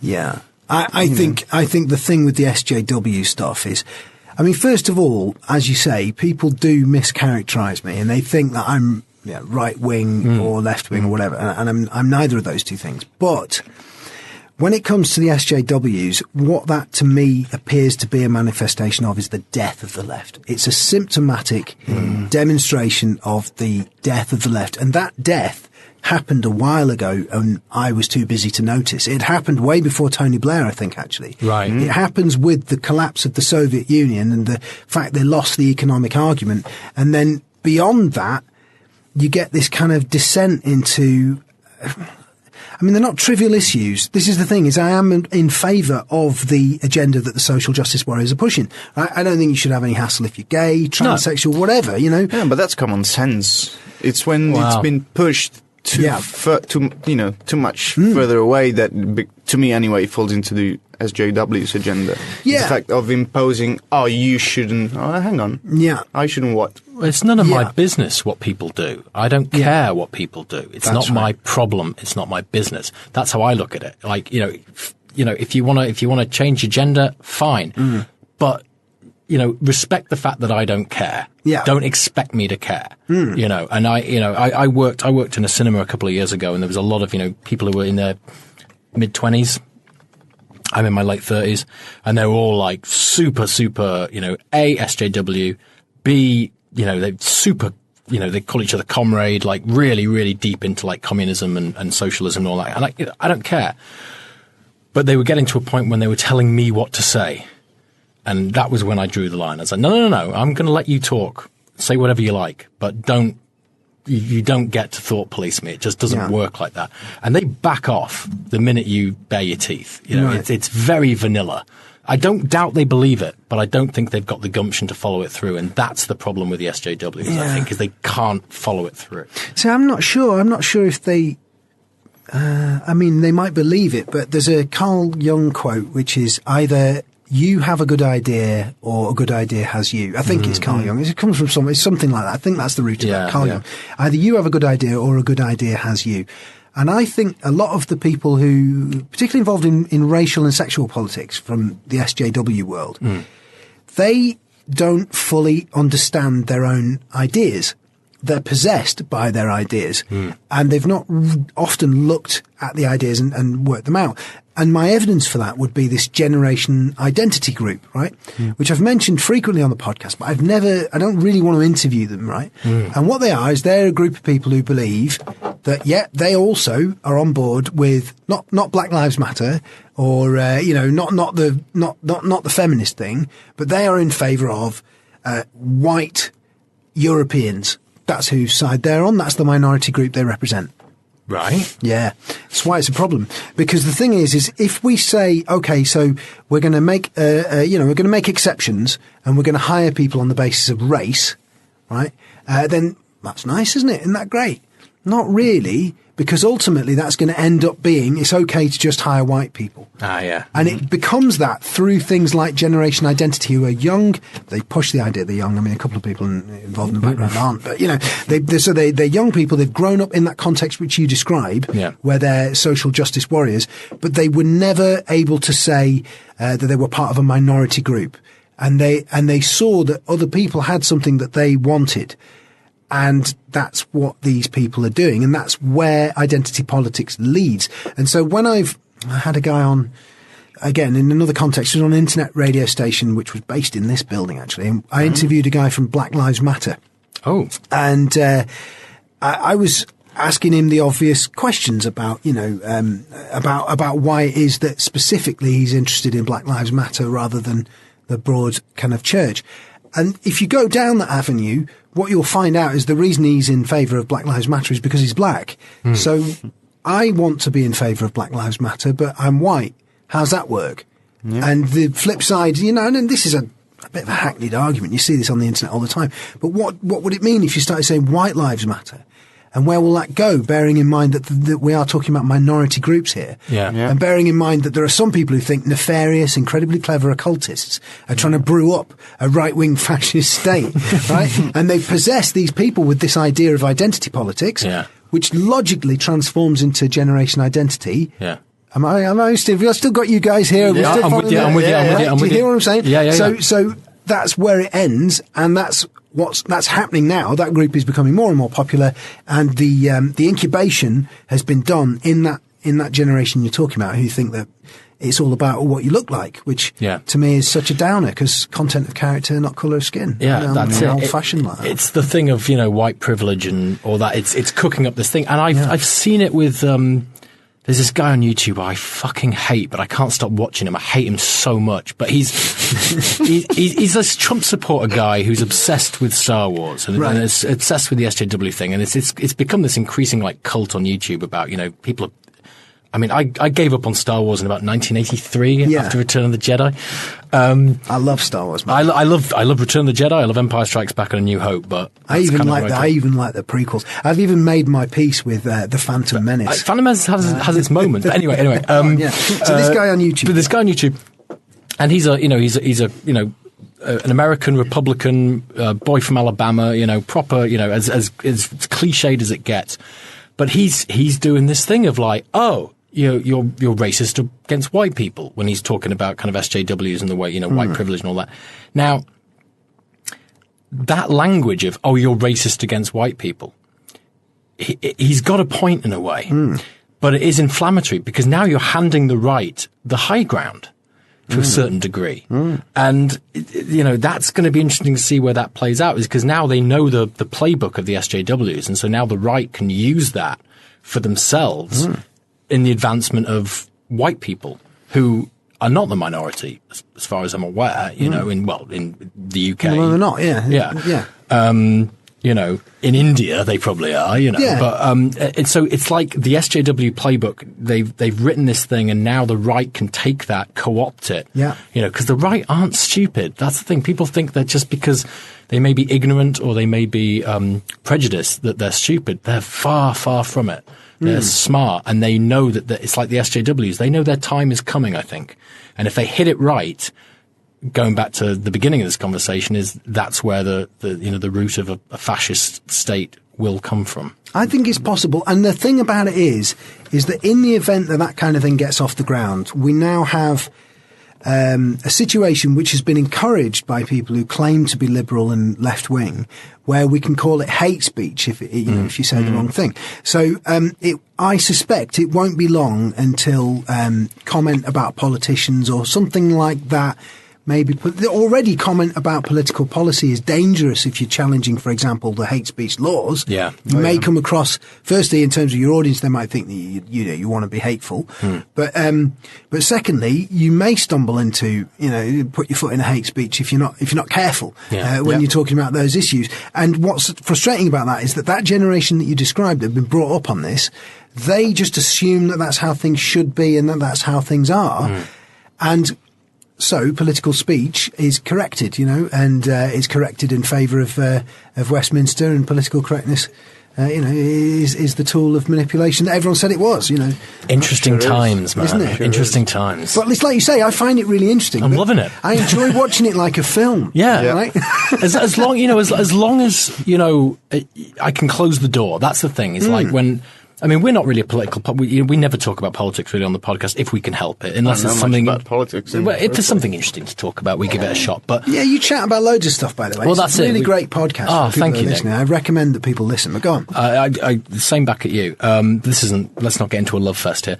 But is that as long as I can close the door at the end of the day, as long as I can sit down and crack open a can and light a joint and watch a movie and just have my life the way I want to lead it, no one telling me what the fuck to do, then it's all good. Yeah. And I can sit back and watch the sideshow, because that's what it is. And it's you can take it seriously, but madness lies that way. And that's you adding the additional axis to the left-right paradigm, isn't it? So you've got the left wing and the right wing, which is supposed to be about the distribution of wealth, usually left and right, and then you have the forwards towards more government control, and backwards, which is it the Nolan chart? I think they call it the Nolan chart. I think so, yeah. And backwards is away from government control. So libertarianism is kind of in one axis, and then authoritarianism is on the other. So that creates, that describes a two-dimensional space, and a piece of paper has got those axes on it. Yeah. And then I would argue that, so if you imagine it's on a piece of paper, you've got a cross, forwards, backwards, left and right, like the, North Pole and the South Pole and the East and West.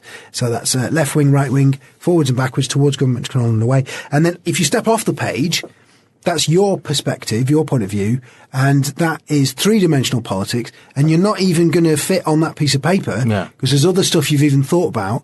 And that, for me, makes sense of the reason why people can't talk about politics, because they're trying to compromise their point of view into, at best, two-dimensional image, which we've described, which we accept, or even worse, just a one-dimensional left and right thing. And why not? Why would you not want that if you were an occultist and you understood that the way things work is that ideas, thought, and communication is the belly from which all emerges? Then you would want to control language, and the sort of kind of language you want to control would be the language of a democracy, and that seems to be what they've done. And so, hopefully, the awakening involves people snapping out of the idea that they're either left or right, and realizing that we're all individuals. We're going to disagree about some things, definitely. Yeah. And if we don't, we're not being honest. Yeah, exactly. Because we've all seen the world from a different point of view, so it all looks different. And that's the other thing is, I have a very, strong feelings about psychedelics and things like that. It's one of the reasons why our podcast called what it is. But it's not in a let's get high baby kind of way. To me, it's really, really fundamentally important to me, the experiences that I've had that have changed my perspective of, like I say, of life, death, politics, love, all of that stuff has completely changed me as a human being. And I think that, maybe because I'm involved in it, but it seems like that's seeping the cannabis being legalized in the States, the beginnings of medicinal cannabis here because make no mistake, that's a huge thing. Because once you get, your mum into the idea of like, it's just for kids, just give the cannabis oil to help the kid with epilepsy. That normalizes the idea of what cannabis is. It's no longer reefer madness. Suddenly now it's like, it has benefits. It's, to me, this is propaganda that's opening the door for legalization in this country. It's going to make a shitload of money when Brexit hits. And I feel that's a step in the right direction towards people opening themselves up a little bit. I wonder if it is, though. The thing about cannabis, right, is, you know, I don't know. Let me try and explain this. The thing about cannabis is that, I mean, first of all, obviously I've smoked it, so let's get that out on the table. Fair enough. But secondly... Never touched it in my life. Yeah. But secondly, the thing, I remember I was on LBC and I was doing an overnight show there, and we were talking about cannabis, and someone rang in, he was a doorman, and they said, oh, I think it's great, I think they should legalise it, because then people don't get uppity, they're much easier to control, right? Oh. Yeah. You've gone there already. So I was also interviewing a guy, Peter Hitchens. Now, Peter Hitchens... Is that Christopher's brother? Yes. Yeah. He's the right-wing firebrand version of Christopher Hitchens. Right? And he writes for the Sunday Mail. And I'm a fan of his writing. I like his work. Don't agree with everything he says. But I like his work. And he's very good at arguing the cannabis debate, right? Very good at arguing. He's the only one I'd be pro worried. or anti? Oh, anti. Right. Very anti. Right. Now, I'm pro-legalisation. But... if I were to debate with someone, the last person I'd want to debate with would be Peter Hitchens. Sure. He's very good at arguing. Yeah, he's a smart guy. Yeah, and one of the things that he says, and he said it to me, and he's written it a number of times, is that he believes they will legalise it because it makes people massively easier to control. It pacifies people. Now, running alongside with that is the psychedelic properties of cannabis, right? Because that doesn't make people easy to control. You know, acid and stuff like that, and magic mushrooms and those kinds of things. They actually don't make you easy to control at all. If you've ever seen someone having a bad trip on acid, tell me that they're easy to control. Or a very good trip on acid. Oh, as well. well, yeah. Well, it depends what they want to do, isn't it? But the point is, but the point is that I can see a world where they'll extract the psychedelic aspect of that drug from it and give it as a kind of a controlling agent. You know, I mean, I don't know what this could be a side What's the effect. deal? What's this CBD oil? What's that? Do you know anything about that? Bits and pieces. I mean, Because you can get that from Holland and Barrett now, right? yes. And it doesn't make you high; it just chills you out. Is that right? That's what Italy I've heard. has it too. Oh, really? Yeah, there's They've got a few CBD oil. shops that open in Rome. We can actually buy cannabis that has a very, very low THC level. So essentially you get your sort of body high, mellow body high, but it doesn't have any psychoactive effects. But what you said is actually interesting. It's a point that may be stimulating towards the conspiracy theory case in terms of, well, yeah, if they actually legalize it, it means they control it, which means they have direct access to it, which means they can fumble with it, which means they can do anything they want with it. Yeah. It is a slightly dark afterthought, but personally speaking, I'd be willing to take the risk because research, self-preparation, a clean mind can probably overcome those things. I advocate legalizing cannabis not on the basis that it's a brilliant drug that I smoke all the time, right? No. I advocate it on the basis that at the moment what we've done is we've created an industry that funds organised crime to the tune of just the cannabis market alone is something like 1.8 billion. Oh, yeah, that doesn't surprise me. And so that's like constantly, all the time, being shoveled into the pockets of organised criminals who, again, you want to talk about media censorship. You won't hear the media talking about organised crime, right? It's one of the things they always duck. That's very true. Right? And, That's a good point. Yeah. So it's one of the reasons that the debate about Islamist terrorism doesn't make so much sense, because it's clear that gangs are involved in that, but they don't really report on that side of it, and so everyone thinks it's a cultural thing. Anyway, It's like follow the money sort of thing. And they don't. That's right, and it comes from kids who deal weed and cocaine as well. Yeah. But the big cash crop is actually weed. Particularly, you can grow loads of it. It's widely smoked. Cocaine's not as popular, and so you can make a lot of money off that. And if they were to legalise it, you would defund those markets Absolutely. overnight. Like that. Yeah. Done. Yeah. That's the pragmatic argument for But it. there's always also the argument that they'll move on to something else. I mean, that's the other thing, or that they'll sell it cheaper or whatever. I mean, because if cannabis is to be legalized across the board, you bet your ass they're going to tax the shit out of it, because that's how they'd make the money. I think, you both make really good points I haven't really thought about, because I think I just have I think there's a certain naivety in my thinking about that, just because of the positive effect that cannabis has on my life. No, I don't think you're being fair to yourself there. It's okay to say, I mean, I don't make the argument on the basis that it's great fun and all that kind of stuff, but that's okay. I mean, if people like it and stuff, that's reason enough, I think, I would go actually, and I've said this in all sorts of different contexts on national radio and so on, I just legalise all of them. Yeah, all recreational drugs. It's a private property issue. Yeah. Good luck to these people, and if they want to do cocaine or crack or whatever it is, I know people who've done that who've died from heart attacks, and it doesn't work out. But if they need to learn that this time round, then let them learn it. And the data are out there most people know that heroin is not good for you. But that's the thing is, like, if you do legalize it, you get medicinal grade. It's not tainted. It's not fucked with. Like when you buy Coke off a guy on the street, you don't know what's in that. Nine times out of 10, there's not going to be much Coke in that wrap. No. There'll be others. There'll be speed or whatever. It's supposed to be brown. Isn't it? It's a brown powder, right? Yeah. So I've heard with pink bits in it. Yeah. I haven't touched any of that stuff in years. I only do stuff that is quote unquote natural, apart from LSD. But I think cocaine makes people stupid. It's the worst. It's the worst drug. I think I did a little bit of it in college, and you just turn into a twat. Yeah. And I'm enough of a twat sober. I don't need the coke to exacerbate it. It's just that rock star scenario. Right. That's it. Yeah. I never got the point of cocaine. Yeah, I've worked in the media, and it's hard to pretend that I'm alien to it. But, of course. But at the same time, one of the things I noticed quite early on when I was younger is that the people that I knew who were into cocaine, and I'm not, by the way, I'm not a cocaine person, but when those people who were dead into it when they were younger, they tend to die of heart attacks. Right. And Robert Anton Wilson said that when he was asked about it as well. People who do cocaine do tend to die of heart attacks. Even if they do it and then leave it be and then 10, 15 years later. I don't know. All I can say is that I have observed a number of people who were very keen on cocaine who then die quite young of heart attacks, and then everyone's scratching their heads going, oh, why is that? And you think, well, I don't know if it's causal. I don't know if that's what it causes, but it is something that you observe. It certainly creates some sort of chain reaction anyway. I'm aware of a couple of people who had... Can't be good for you, can it? No, of course not. When I was makes you into an arse as well, like you said. Well, it never did anything to me. The few times I've tried, it's like, do I have to do more? Do I have to go back? Why are my lips are numb? I don't get it. I never. It's funny you should say that. I've tried it. Well, I tried it a long time ago, and I didn't get anything off it either, but the people that I was with were loving it. Yeah. And what it reminded me of in that sense is cigarettes, right? I used to be a smoker. I gave up tobacco and stopped smoking it.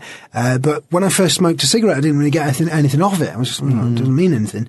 And then in the fullness of time, you come back to it and you start to realize you're loving it. You're really addicted to it. Do you think it could be to do with the ritual? And in terms of coke as well, it's like, lighting a cigarette, rolling a cigarette, whatever, I find a certain satisfaction in like breaking open a new pack of cigarettes, taking it out, lighting it, moving it around. And it's the same with, getting open the wrap, putting it down, chopping it into lines. Like there is a ritualistic thing to it. Yeah. Maybe that has something to do with another reason. It's not just about the impact of the drug. It's the doing of the drug. Interesting that you reach for another addictive drug to make that analogy. So you were talking about cigarettes there, weren't you? Saying that was part of the ritual. Yeah. You didn't say rolling a cannabis joint. You said the thing that we know is addictive, definitely, which is tobacco. And so what I think is you're right, that ritual is part of the addictive process. Yeah. In that you get a hit off building up towards the thing that you're addicted to. Yeah.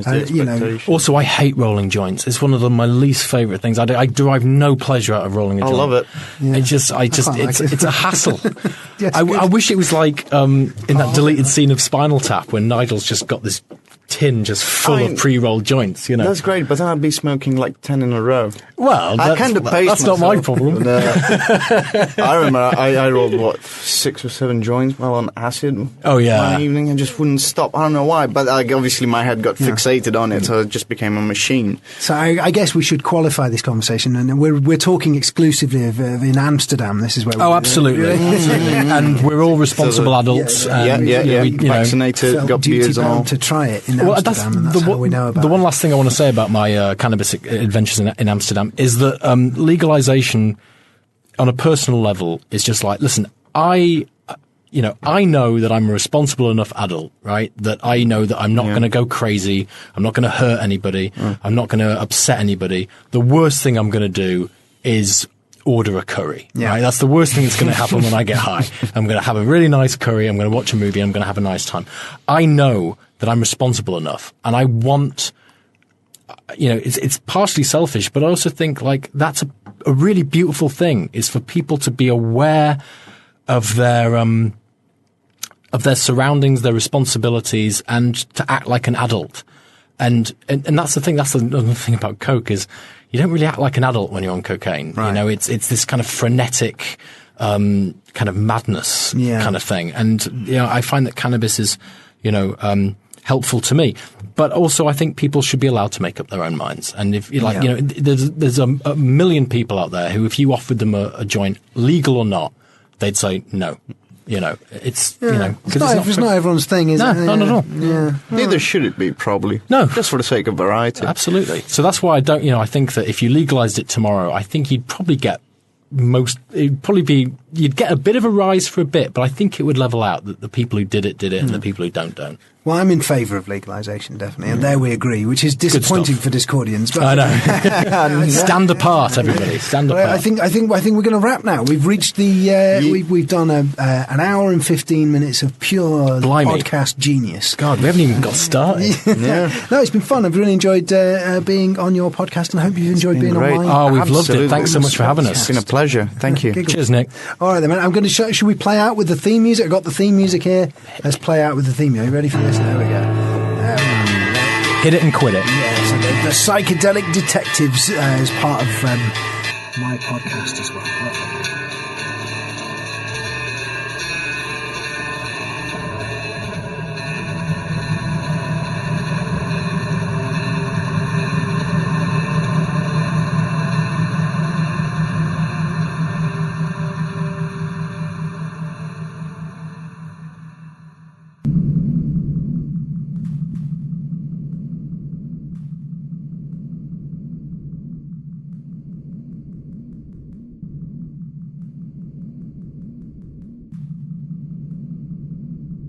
I hope you enjoyed the podcast. I hope you enjoyed listening to it. I enjoy making these. They're a lot of fun. Oh, I mentioned finally, didn't I, on the subject of donations.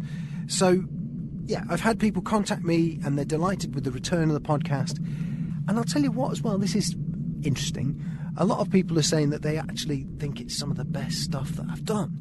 And that's nice. And I agree with them, actually. I think we've done some really good shows in the last however long it is. And I want to thank you for your help in doing that, because I do rely on the feedback that you give me. But some people are saying, all right, listen, you mentioned on the old podcast you used to take donations. What about this podcast? I want to donate. What do we do? And initially I've turned people down because I don't have any purpose for the money, really. I'm not, let's not get confused here, right? Your old pal Nick Margerrison is not a millionaire, and he's not likely to be, really, is he? Because I've got a very kind of casual attitude towards life. But I'm all right money-wise. What's happened is the Bitcoin thing did well, and it was a bit of a game changer just before Christmas, and so I'm kind of all right for money at the moment. But what I'm thinking is that if people chuck in like £1 into the donations thing that I'll reactivate presently, I'll probably do this in the next month or so. What I was thinking, and I want your feedback on this idea, is this a good idea or not, is what I'm saying to you. It's something we might reopen the donations thing, and then once we've reopened the donations thing, if you want to give £1 to the podcast, right, what I will do is I'll match that £1 for every £1 that we get, because the donations aren't that much. We get about £100 or something like that in total through the door. It's not much money. All right, God, it's so hard to talk about money, isn't it? Obviously, that's a lot of money if you haven't got any money, right? And in the last year or so, right, I've been in situations where £100 was a lot of money. But what I'm saying is, if we get some money through the door, what I thought I'd use it for would be to promote the podcast. Because this podcast, unlike the previous one, this one I'm aiming for a big audience now, right? I'm coming out of the closet. I've spent a while in the cult of Nick. I've spent a while banging on about things close to my heart, about occultism and that kind of stuff, and conspiracy theory and all those kinds of things. But now we're looking at trying to turn this into a podcast that gets a big audience, right? And we've got an audience, but it's not a big audience at the moment, you know. I think we've had like 300,000 downloads in total or something like that. I don't know. Per episode, I'm not sure how many we get off the top of my head. It's a few thousand per episode, something like that. It's in the thousands. But I want it in the tens of thousands, or maybe in the hundreds of thousands per episode. So the way to do that is to advertise it. And that's what I think I might do with the donations. Do you think of that? We could get that money in, and if you enjoy listening to the podcast, you would then have two ways of showing appreciation. Way number one, if money is an object to you, I really don't want you giving donations. It would upset me if you were to give donations if money is an object to you, right? So just don't do that. Don't even think about it. Don't get bogged down with it. Don't worry about it. Just, I'll tell you what, the way you can support the podcast is you tweet it, you Facebook it, you put it on your social media feed, you put it on your Instagram, whatever it is, and just share it to your friends. Promote it, is what I'm saying. But if that's not an option for you, maybe because you're employed and you're worried about some of the controversial content that we do, I mean, I don't think we're that controversial on this podcast, to be honest. If you wanted controversial, you want to listen to some of the stuff that I was doing on the online radio station, right? That was controversial. This, pretty tame, I think. And they were pretty nice. But I do understand that some people, they have their social media feeds and they can't really share media on it that is controversial, because then that will cause a kick-off and maybe they'll lose their job and so on and so forth. It's the strange times in which we live. So what I'm saying to you is, if you can't, for whatever reason, promote the podcast through your social media feed, then we'll have a donation limit of something like £1 per person, and we'll put that money into an advertising campaign, likely on Twitter, given that that's where we've got quite a lot of traction, and we'll advertise the podcast, with the intent being just to grow the audience. I think if we hit the point of about something like 50,000 listeners per episode, I think we could probably turn it into something that would tick over by itself. It could be more of a full-time thing. I mean, there's a long haul to go to that, and I don't know. Anyway, that's my plan. That's my thoughts. What do you think of that? Good idea? Tell me on Twitter, at Nick Margerrison on Twitter. Give me your thoughts on that. I'm going to set up an email address at some point as well, so people can email me. And yeah, jolly. I enjoyed that podcast. Did you? It's quite good, wasn't it? It's all right. Good. See you later for that chat.